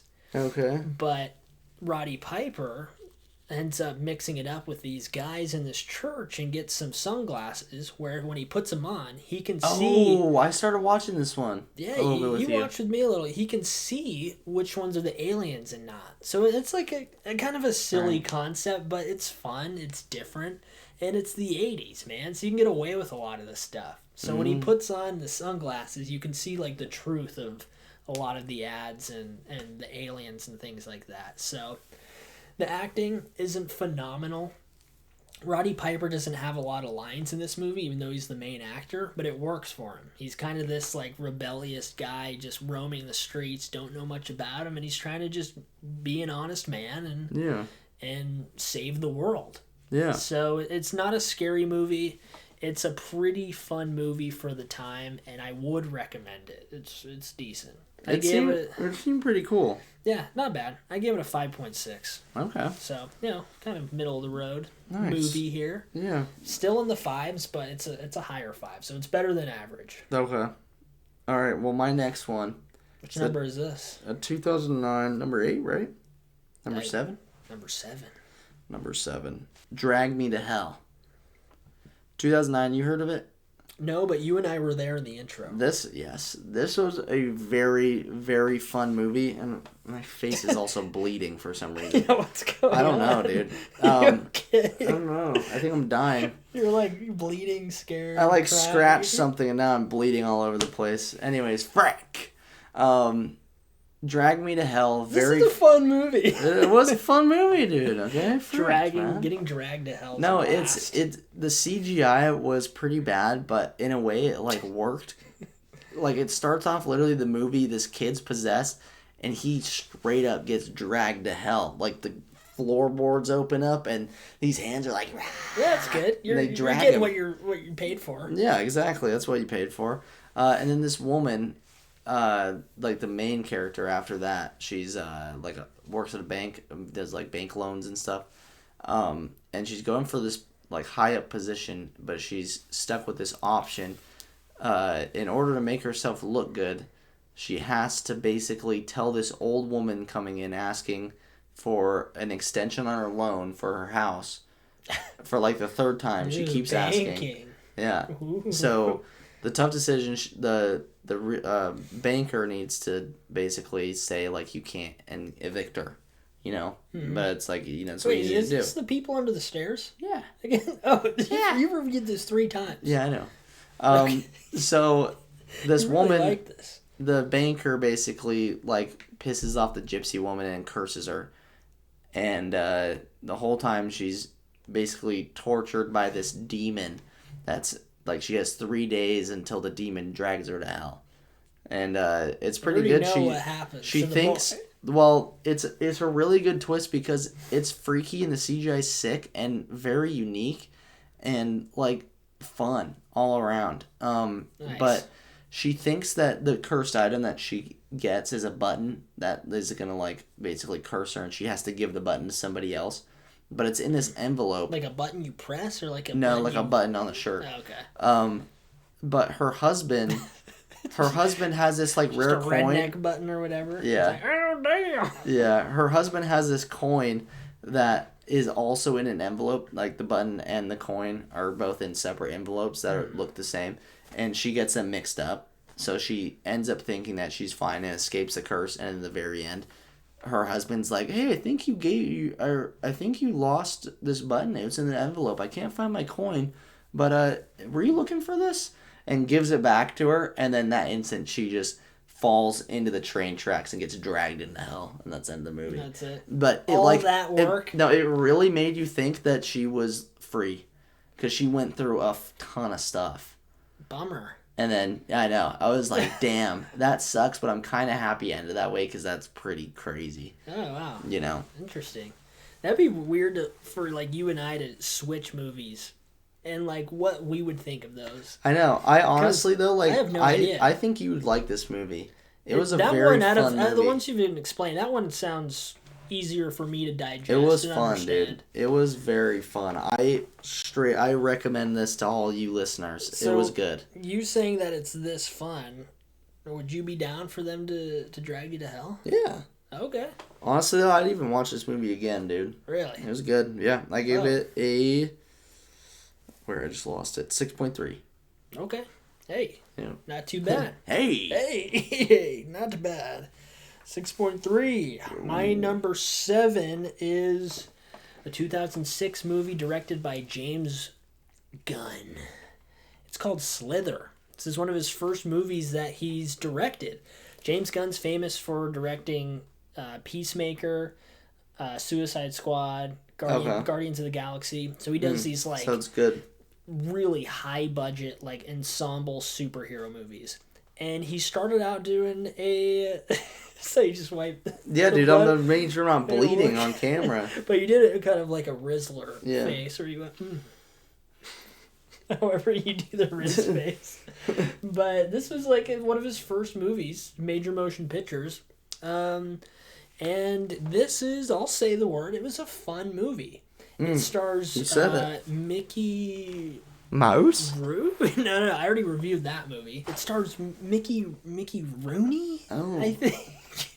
It has Elizabeth Banks and Nathan Fillion. Who Nathan Fillion he's just a tree. He's a joy to watch. But it's basically this like kind of Kentucky, Kansas like small town.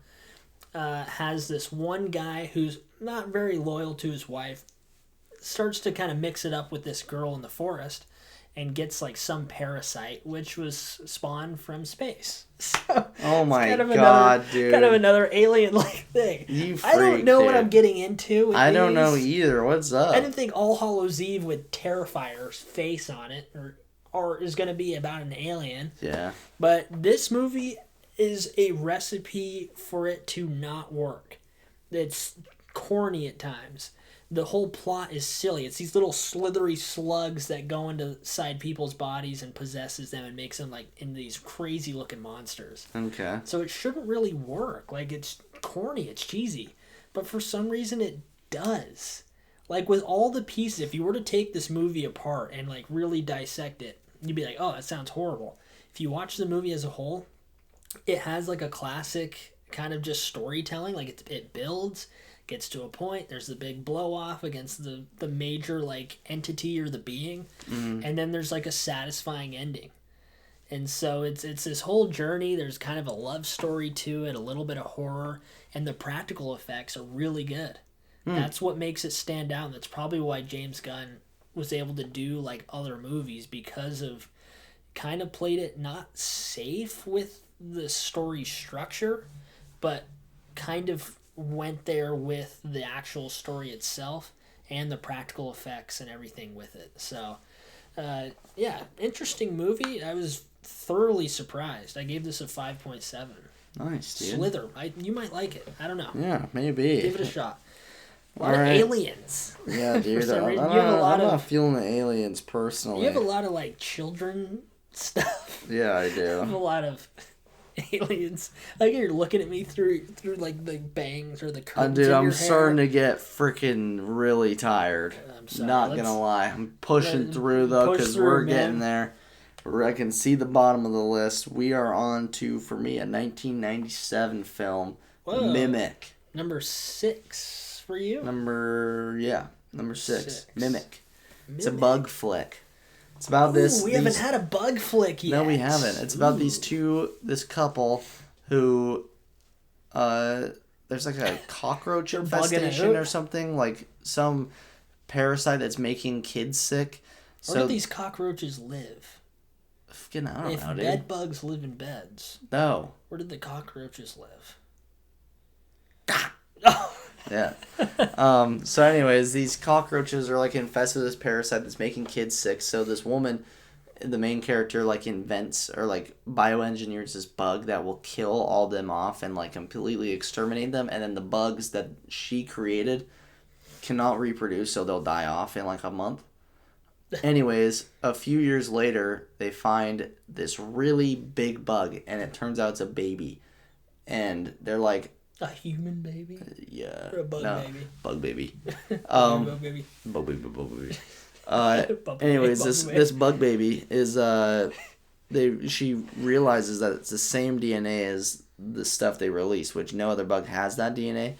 Except for bug babies. And they're like, okay, this is a huge bug baby. Like, what's going on? And they lead to this sewer, and they end up taking this. It's her husband, and this cop down with them, and they find that these bugs are gigantic, and they almost look like people. They're trying to mimic people, because they try to mimic their biggest prey, and people are the biggest prey. So they're pretty freaky looking. The title. And they're all like practical looking, and it's a pretty good flick. I'm not a bug guy, but who directed this? Adam Spielberg. Yeah. The brother of Stefan? Yeah, and Garrett Watts. Oh, Garrett Watts did this as well. Yeah. So it was a fun movie. I dug it, and it's gonna see some reoccurring theme. I'm digging things. Yeah, we're getting positive reviews here. Yeah, but I gave that a 6.4. Okay. Yeah. Not bad. Still kind of like 6s. I'm still in the 5 zone. So my number 6 is a Halloween movie, like from the Halloween series. This is Halloween 3, Season of the Witch.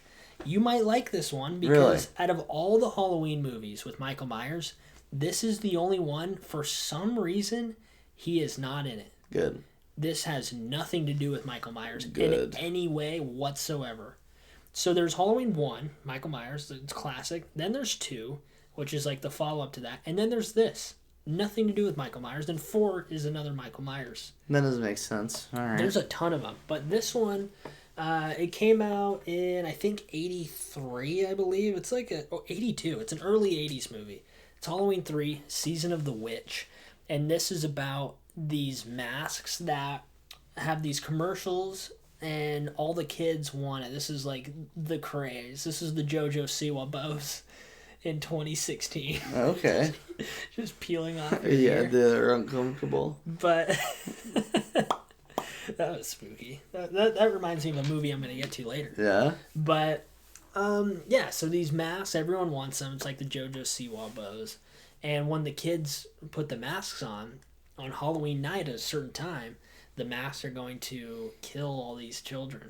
I don't know why they want to do that, the people who make this mask, but there's this doctor who basically has a patient who dies, and there's like a tie to this mask. So he goes on this journey to figure out what's happening, what's like going on.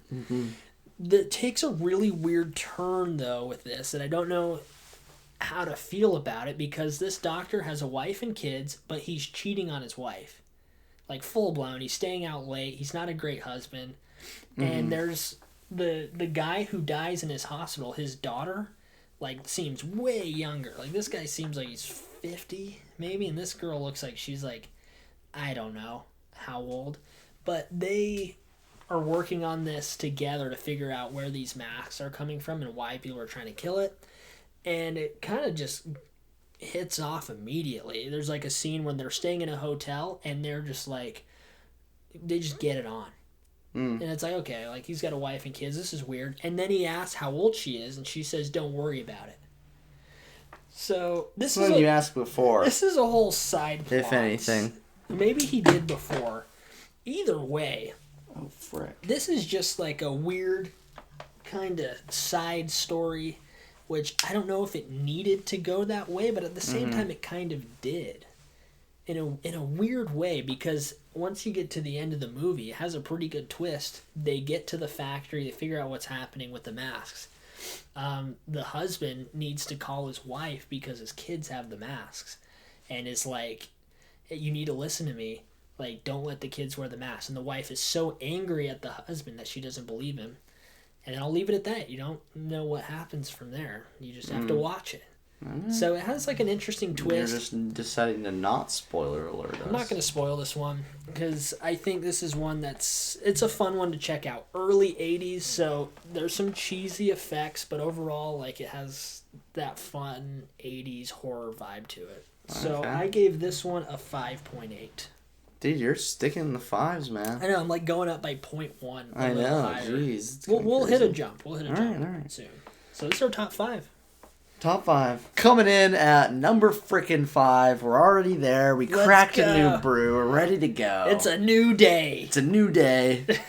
We've been streaming for 24 hours and we're going crazy. We are. This is not the 50th time we've tried to record this. Yes, we didn't just record a whole frickin' bit with no audio. No, we didn't do that. That's as real as the real prize we get. Anyways, so you have no clue what the next movie is. Number 5, I have no freaking idea what this movie is. Neither do you, so let's get into it.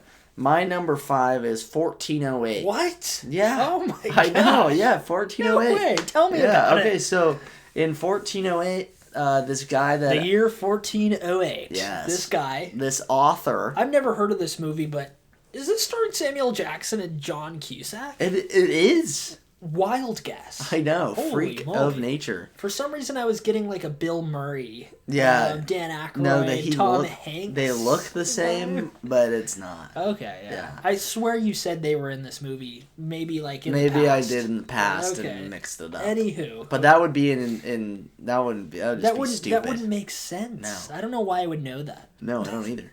Anyways, so he's this reporter this author that goes around into haunted houses, and he basically gives his review and sees if they're really haunted. He never thinks they're haunted, but he is one that would believe if it was actually real, you know? Yeah. So if it came to be, then he'd believe it, I guess. I don't know. He just needs to see it for himself. Okay.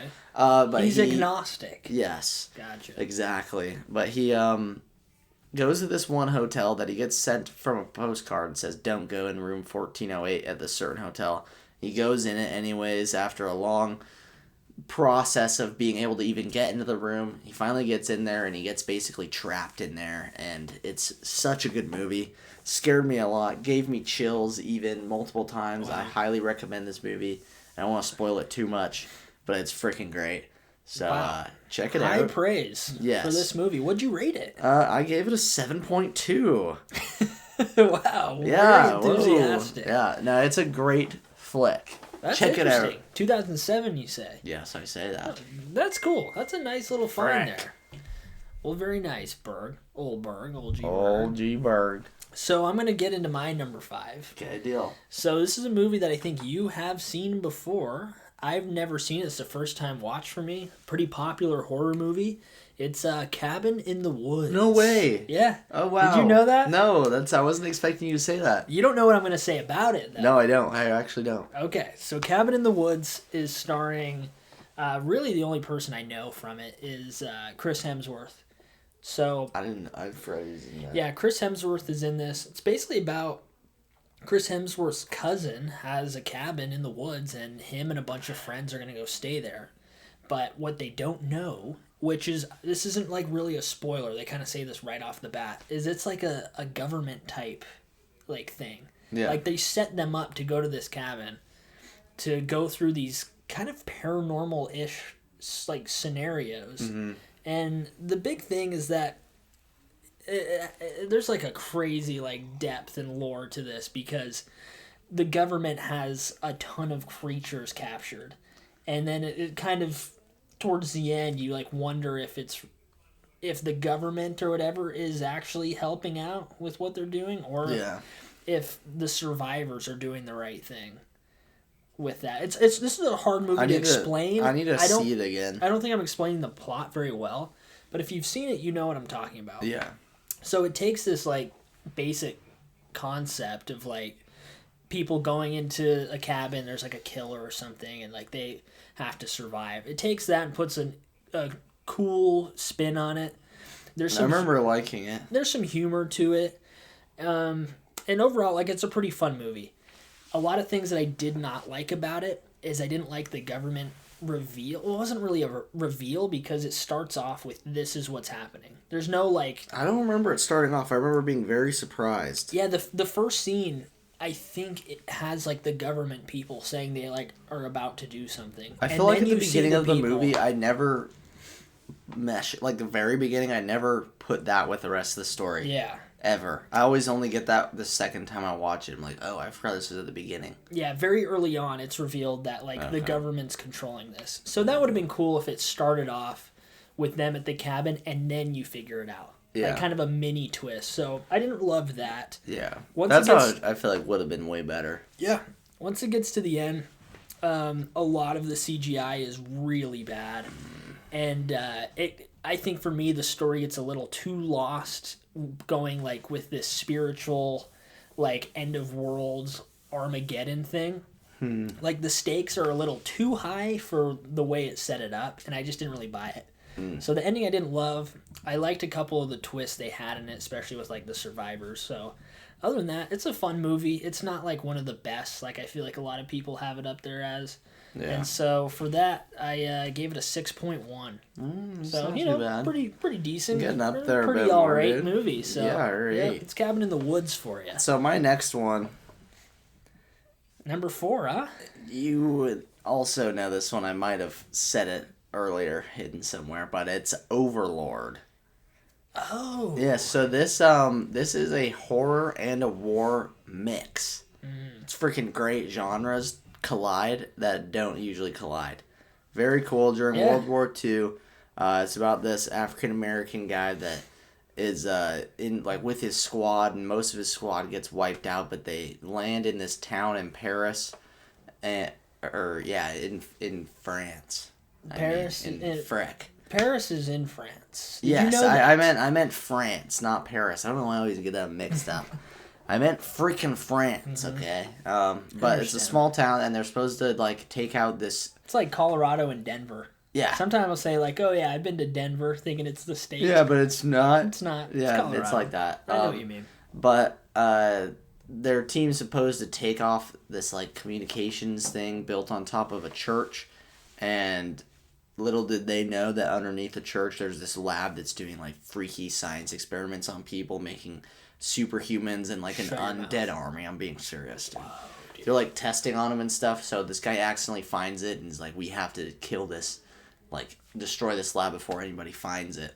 And at one point, freaky movie, he pulls off this sheet over this like screaming woman, and then it's revealed that the woman's just. Shut up.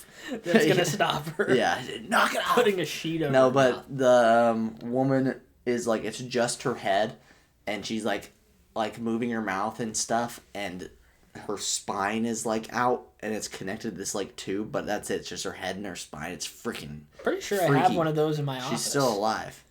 We have a spine model, but it's like a human kind of. It's really creepy. That's freaky. Dude. It's locked away in a dark exam room. Creepy, freaky, dude. That sounds freaky. But yeah, so it was very scary. It was a very good movie, though. Very different from a lot of other movies I've seen. So let me see. What did I even rate this? I 10? rated it a 7.2. Oh, also a 7.2. But you preferred this one, huh? Yes, I did. Overlord. I did. That sounds interesting. I like that they took a war movie and put a horror spin on it. So I feel like war movies generally are kind of horror, but like in a very realistic, heavy, dark way, depending on how it's done. So that's cool. That's an interesting spin. I haven't really seen a movie like that before. Yeah, it is. So that's pretty cool. I was trying to look up a picture of it, but I can't find it. It just brought up a bunch of anime stuff for some reason. Okay, my number 4 is from 1983. This is Videodrome. So I've heard of this. I don't know what it's about at all. Yeah, this was an interesting movie. I thought going into it, it was one thing, and it ended up being something kind of different than what I was expecting. Okay. Like I thought like this TV was gonna be like hypnotizing people, like Videodrome, the way like the like images are like when you click on the movie and stuff. But that wasn't really the case. It was about this guy who has like a TV station, and he comes across like, it's almost like torture porn channel, and it's like a really weird thing. But he and this other lady were basically thinking that like that would get views. But it's an eerie, weird movie just with like that as the setting. And the acting in this is really well done, I think, especially for the 80s. Really good practical effects. This is a movie that was mentioned in Meat Canyon's video with, like, I kind of want to see this one. It's kind of... Yeah, it's pretty good. Sounds interesting. It's a pretty weird concept, and the main character like psychologically goes through a lot, and it's hard to know what like his next psychological move is going to be. And it's just kind of a eerie movie in the way that things are being talked about. There's like psychology involved. There's like some, like I said, like that channel, some like kind of weird torture stuff going on. A lot of it's a little unknown, and the characters are a little uneasy. So it is like from 1983, so some things aren't the best, but it has aged, I think, pretty decently. But this is a movie I saw earlier in the month, so it's kind of hard to remember because a lot of these movies have these crazy, weird, deep concepts, and when it gets to like religious type stuff and like paranormal things and spiritual things, I'm not really good at like understanding that type of stuff, so it's hard for me to like talk about in that way. Yeah. But this one's pretty good. I'd check it out. And I gave it a 6.7. 6.7, dude. Yeah, Videodrome. Right. 6.7. Yeah, check it out if you haven't. It's pretty weird. Pretty weird one. Mm-hmm. This is the top 3. Yes, top 3, man. All right, this is a 2024 movie for me. Did you already talk about Insidious, by the way? I didn't even rate that. Dude, I watched 21 movies. I was gonna say, dude. What the hell? Messing up again? Wow. Every year. I forgot I was in there. I don't even remember Insidious, though, honestly, so it's fine. Unbelievable. I still watched 20, so I met my quota. Whatever. And you guys get to hear about another movie. You overachieved. Yeah, so 41 movies, fine. Yeah, whatever. This is 2024 movie. It's A Quiet Place, Day 1. Oh, I forgot you saw this. Okay. Yes. So, let me hear it. It's about, like, it's none of the same characters from the first two. It's just this random woman who has cancer and she's, like, going to die soon. And she's with basically this, like, cancer group. It's like a bunch of people that, you know, they like kind of are all in the same like hospice, but not really. You know what I mean? But there's a lot of old people in a group. So anyways, they go to New York, into like the heart of the city for a puppet show, and all of a sudden like stuff kind of starts going crazy outside, you know, and I mean, if you've seen the other two movies, you know. Is it good to see those ones before this, or does it stand Yeah, alone? I would say so, but it can stand alone for sure. Since it's just completely different characters, but it's cool to see that when the attack like first happened. But you're basically just going through that with her, and she meets this other guy that is like helping her and stuff. It's just it's kind of like wholesome in a way, and it's good. It has a good message, and it's just like a fun movie. It's really well shot. No, it did not scare me. Does it have like similar themes to the first Quiet Place? Like they have to be quiet and all that stuff? 100%. Okay. But it's all of New York, so it's kind of cool to see, because at the beginning it's like New York City produces 95 decibels every minute. Yeah, that's cool. And then they like show New York and it's completely silent. Yeah. Because everyone's dead. Wow. Yeah, so it's kind of cool, but... Brutal. Is this rated R or PG-13? It's rated R, dude. It is? R. Oh, okay. Let me see. I enjoyed this movie a lot. Good story, and I felt attached to the characters. The set was cool, and the acting was very good. The scores fit perfectly, too. So, yes, I gave that a 7.3. Okay. 7.3. Not bad. I'm excited to get into my next two. Yeah, your third was 7.3. Yeah. Ours has been kind of like going up and down. Like I kind of hit like a spot where things are a little low and then they get up. So this is interesting. I like this. So I watch a very good variety, I think. Yeah, so did I. So number 3 for me. So these next 3 movies, I'm definitely giving like positive reviews. Like these are definitely like the best ones by far.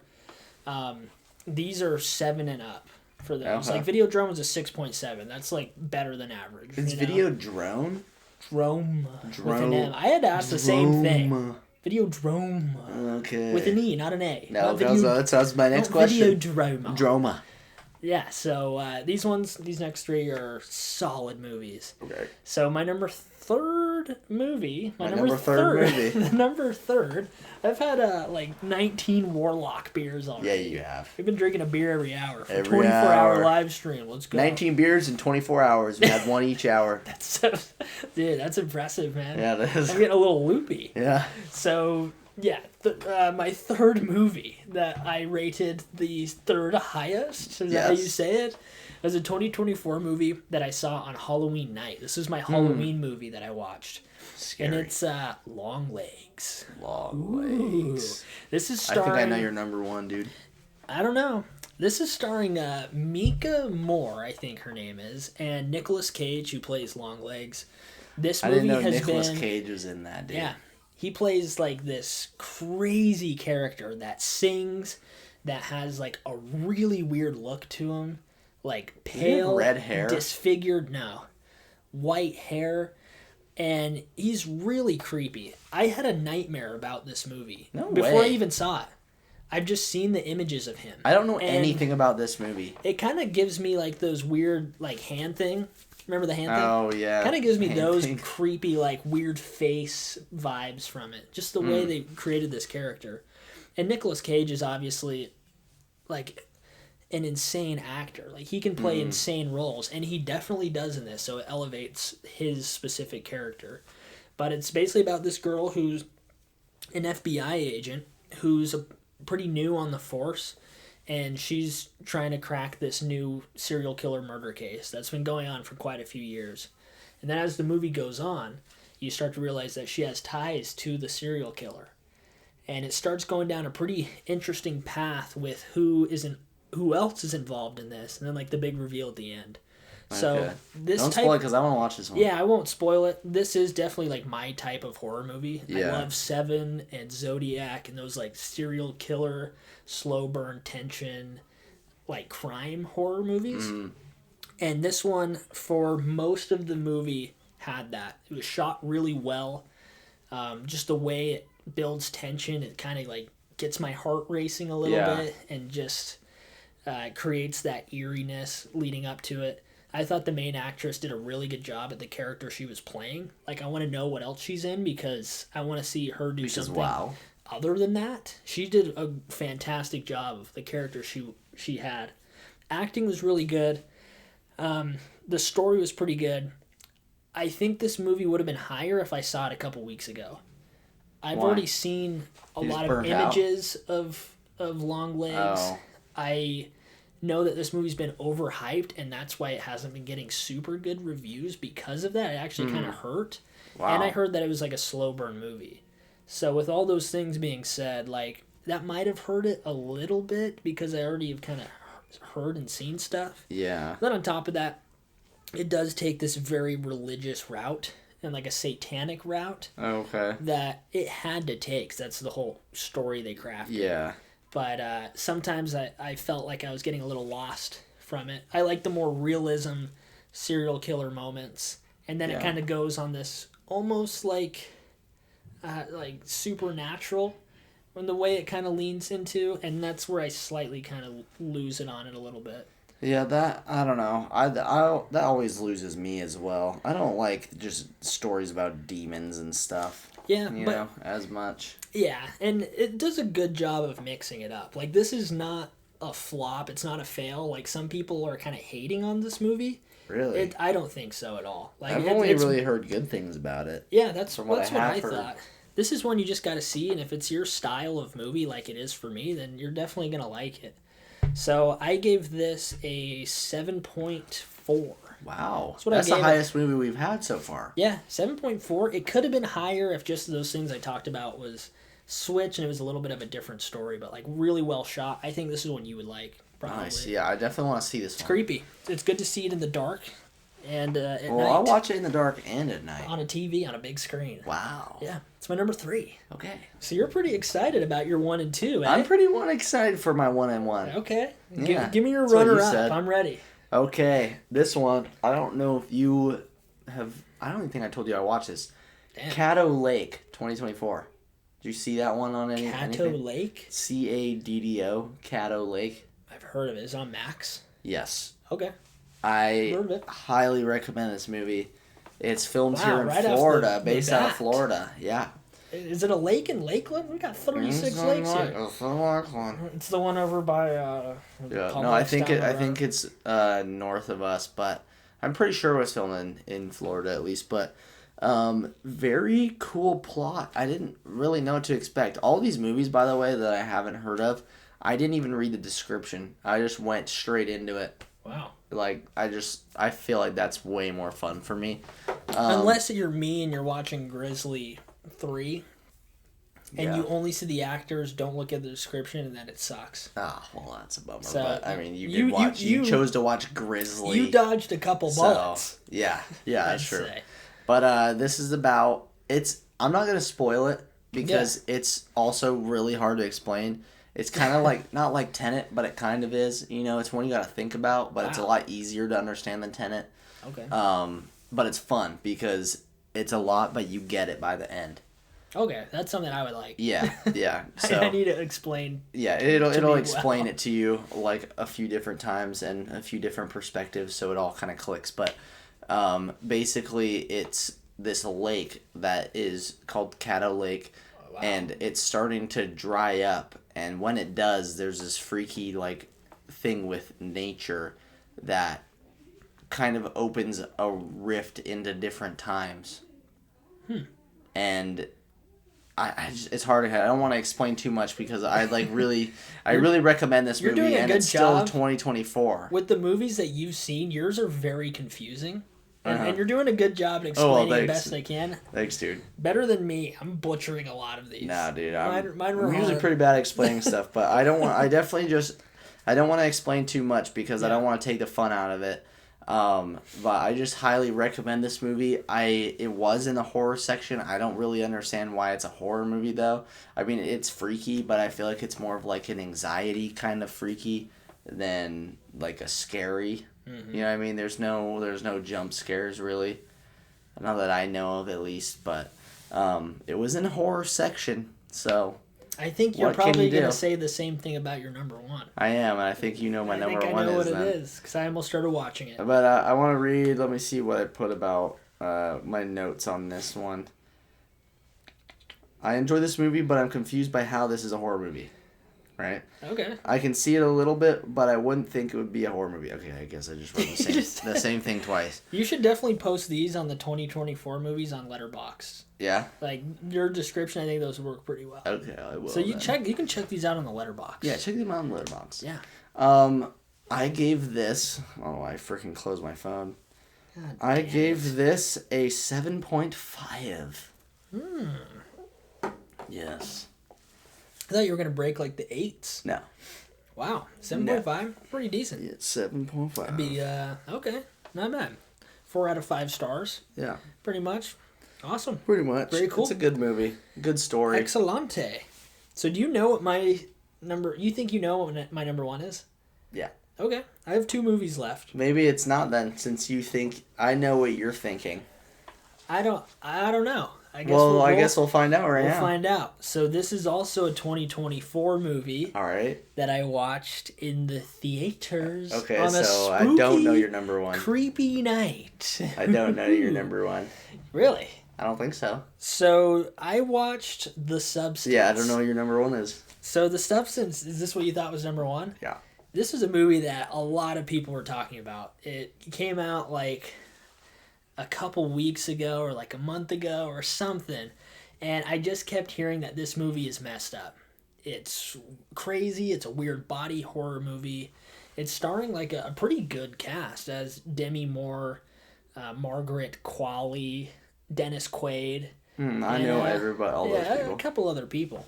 For sure. But this movie is basically about this like older fitness instructor woman who, I don't know how old she's supposed to be in the movie, but Demi Moore's like 60 and she looks pretty good for her age. So taking years off for this Nice, one. cougar. Yeah. And basically she's at the point in life where she's like getting older. She's had like a lot of work done and she's like not happy with where she's at in life.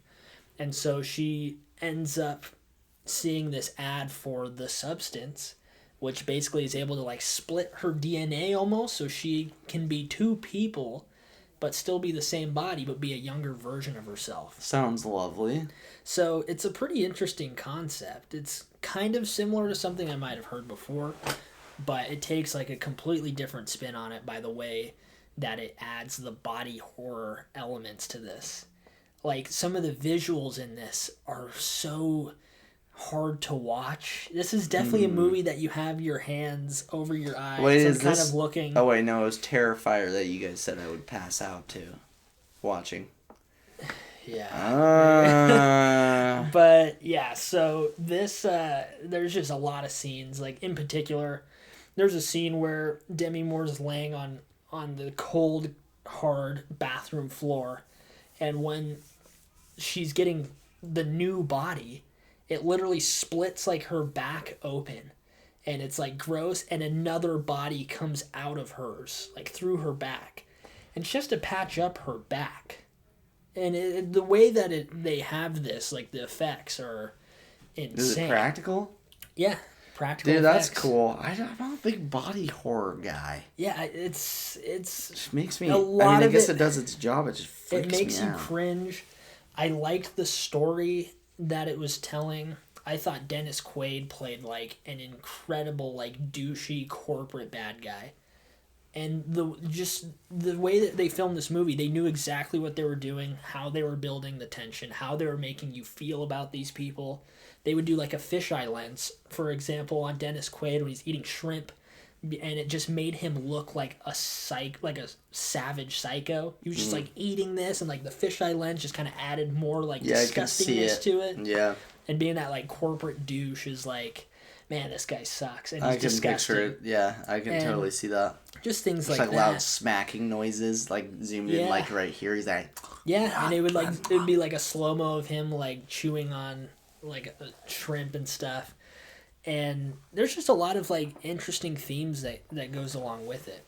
Some things that did kind of hold it back for me is once it got in like the middle section of the movie, it did feel kind of repetitive, and you kind of knew where it was going, and sometimes they made really dumb decisions, which might have been on purpose, because Demi Moore's character will like start to be doing something like kind of veer off from the substance and like get really too comfortable with her younger self. And it was like, you know what the consequences are, and she would just keep doing it, and it was creating more havoc in her life. Okay. And so it's like little situations like that it was like, oh man, like, I know what you're doing. Like, it's kind of silly. Like, you should know better. Yeah. And then it makes you just feel like anxious about it, and you're like, God, like, why? It's stupid. Like, don't do that. Yeah, definitely. But maybe that's the point. I don't like that feeling as much, but I mean, I still think it's important. Yeah, definitely. But, and then once it gets to the back end of the movie, it does take like a pretty big turn. And like with a lot of movies like this, they have to like hit that crescendo and really just like have some of that pops that's just like, whoa, what is happening? It does hit that. Maybe it takes away a little bit when it hits that moment, and you know what it is. Yeah. And it kind of just ends in a really weird way. And the movie shuts off, and you're just like, what? Like, what is happening? Like, on my letterbox, I apologize, I dropped an F-bomb. Whoa! Because literally the whole theater... You're literally, what the... Yeah. Whoa. The whole theater said that. Like, everyone sat there and was like, what was that? Damn. A really weird experience. Fun to see with a live audience. Damn. There it is. So I gave this movie a 7.6. Okay, nice, dude. 7.6, Substance. I mean, go check it out if you haven't. Especially... I want to watch this one, too. Lollies and in, Substance are two that I want to see. I mean, my top 3 movies came out this year. So, I mean, they're doing something right, and they're all very different movies. Well, maybe next podcast we'll have an updated movie score or movie rating for those, because I'll be able to add to it. So frick, dude. Let me see my number freaking what is it, number 1? Oh, number 1. Number 1. Wait, what isn't he coming here? What's his name? Number 1? No, what's the guy's name who does that? Chills? Chills was supposed to be doing this number for us. Number 1. Damn. Yeah, next Halloween, We're gonna have Chills on as a special guest. Yeah, get ready for Chill. Get ready for Dear Man. Dear Man at Midnight.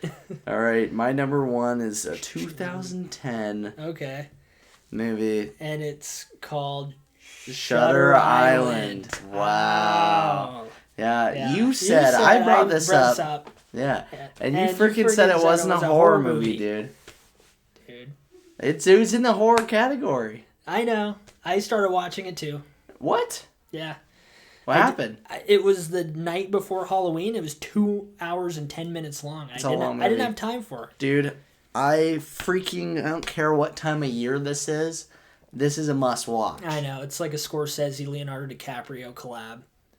Dude, anything with Leonardo DiCaprio is going to be amazing. It literally is.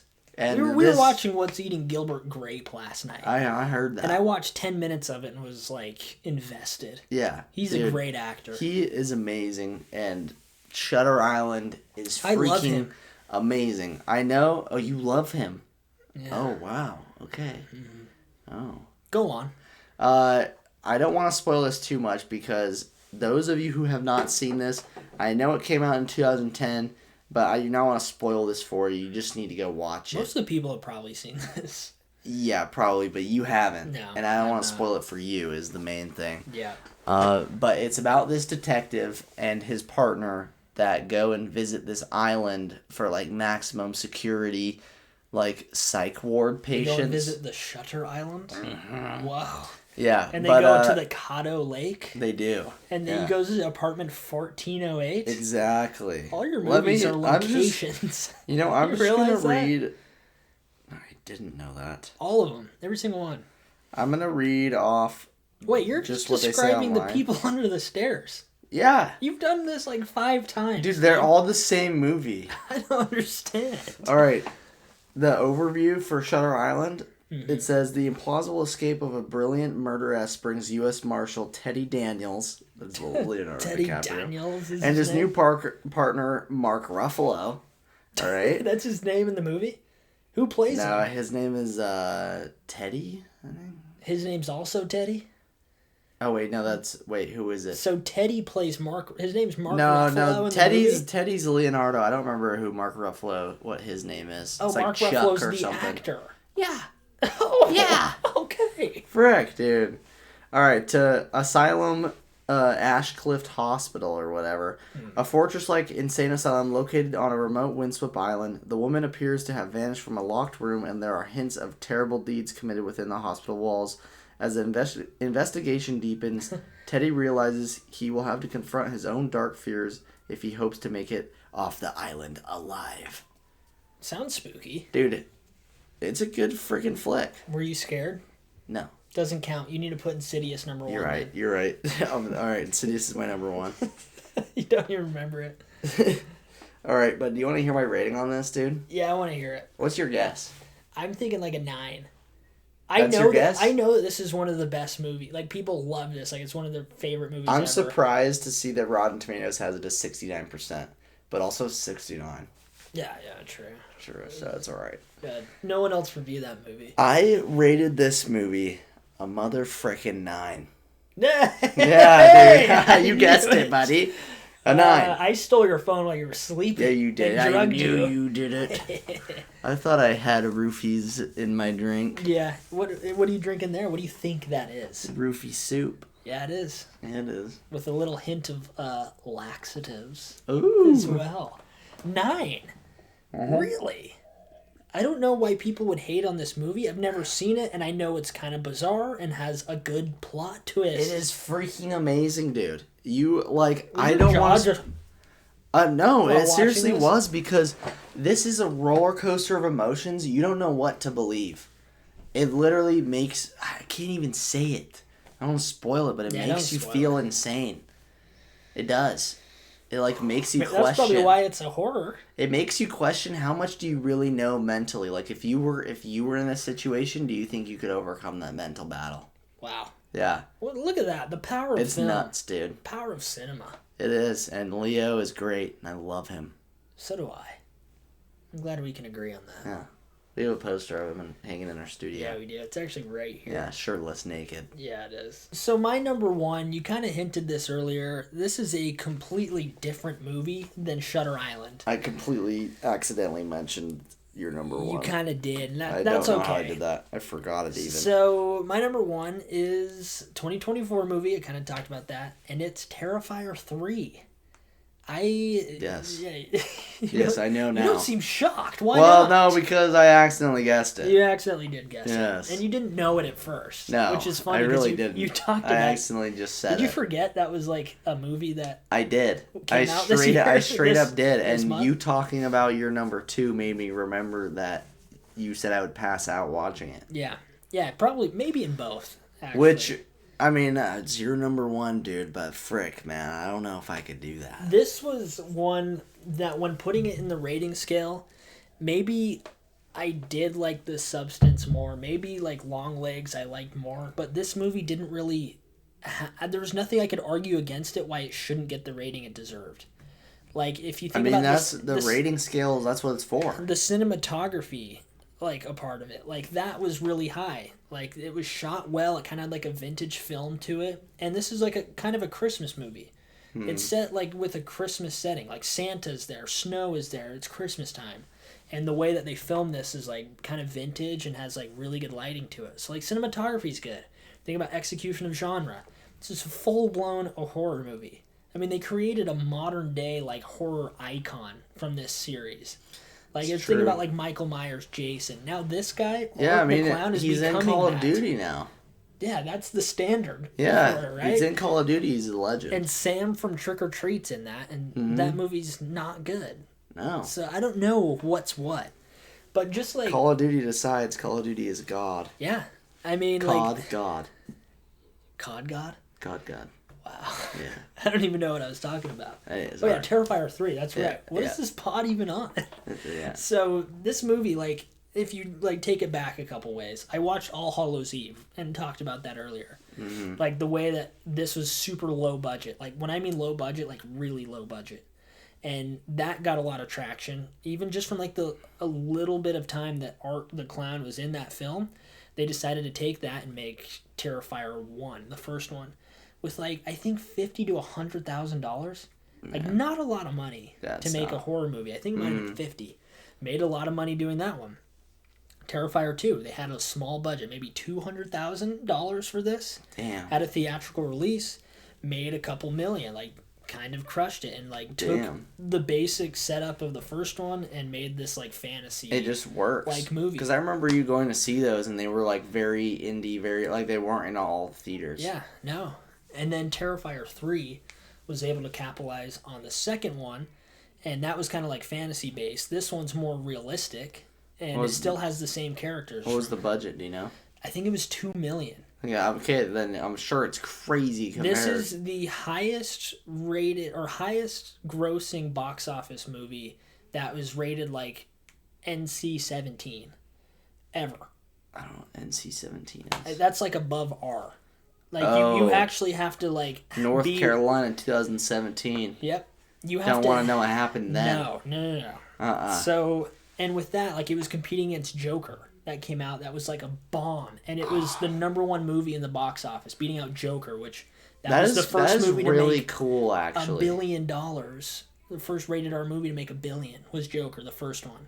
Wow. This one is on the same level The first of Joker Morbius. was awesome, though. It's great, and the second one was garbage. It's Morbius? That's nuts. I can't believe they went the musical route. So bad. So, yeah, with that movie being terrible, it was a perfect time for the new Terrifier to come out and surpass that and be the movie that everyone wants to go see. It's funny how that works. Yeah, It's such a political game, even without realizing it. That's like the box office. Yeah. And so aside from that, really cool just having that moment there.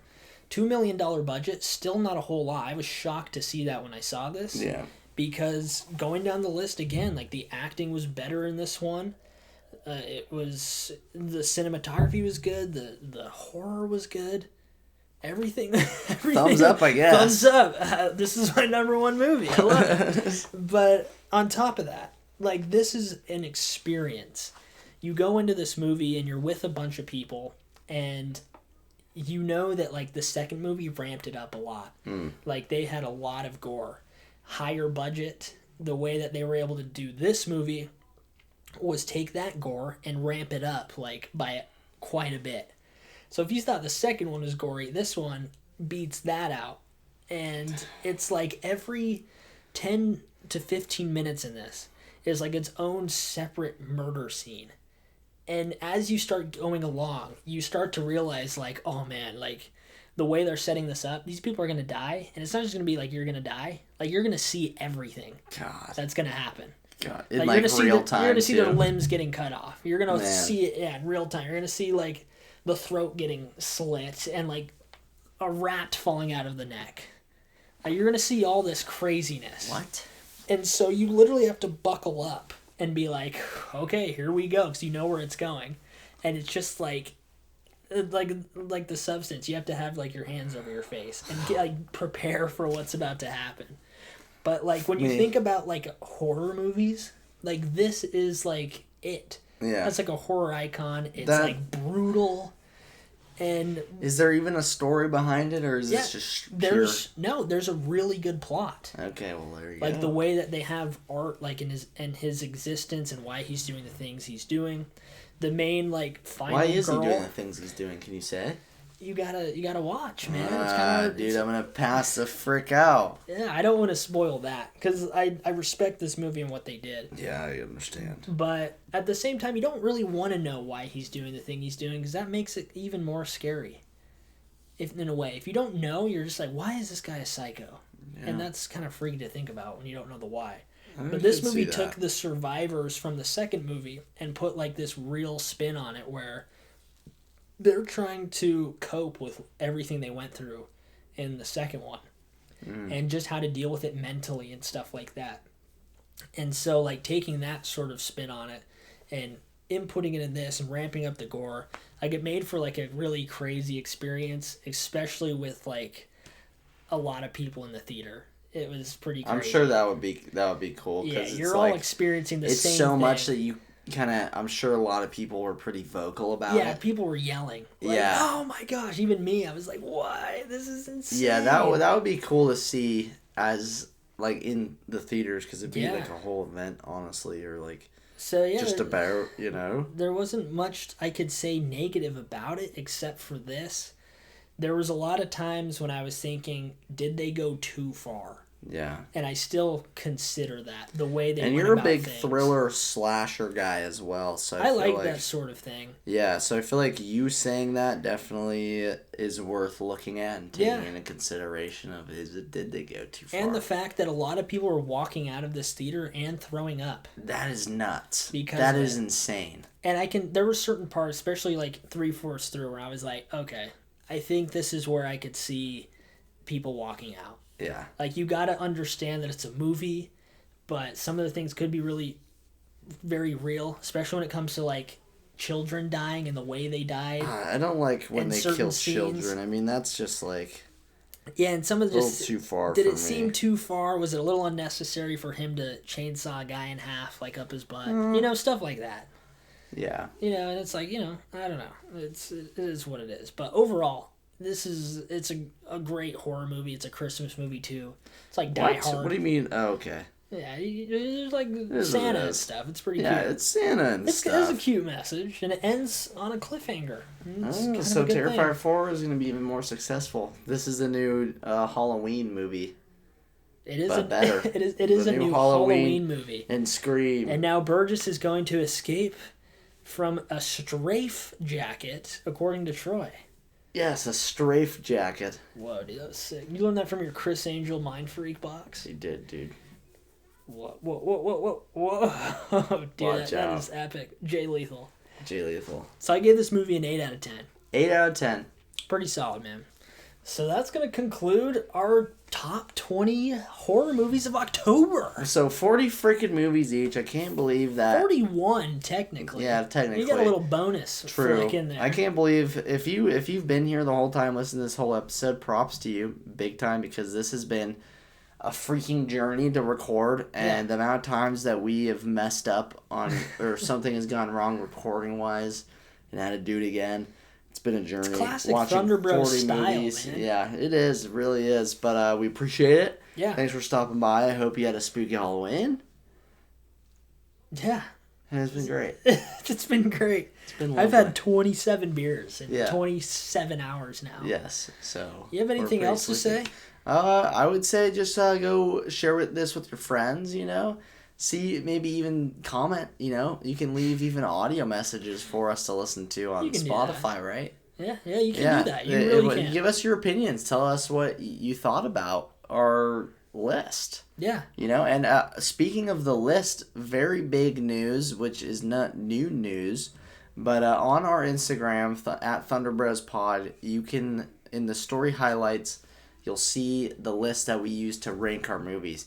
Check that out, screenshot it, keep it in your notes. If you want to try out our system, it works pretty well. Yeah, it does. And that's how we rate all of our movies. So it takes a lot of bias out and rates it how a movie should be rated, in my opinion. Yeah. So check that out. If you rate any movies, let us know.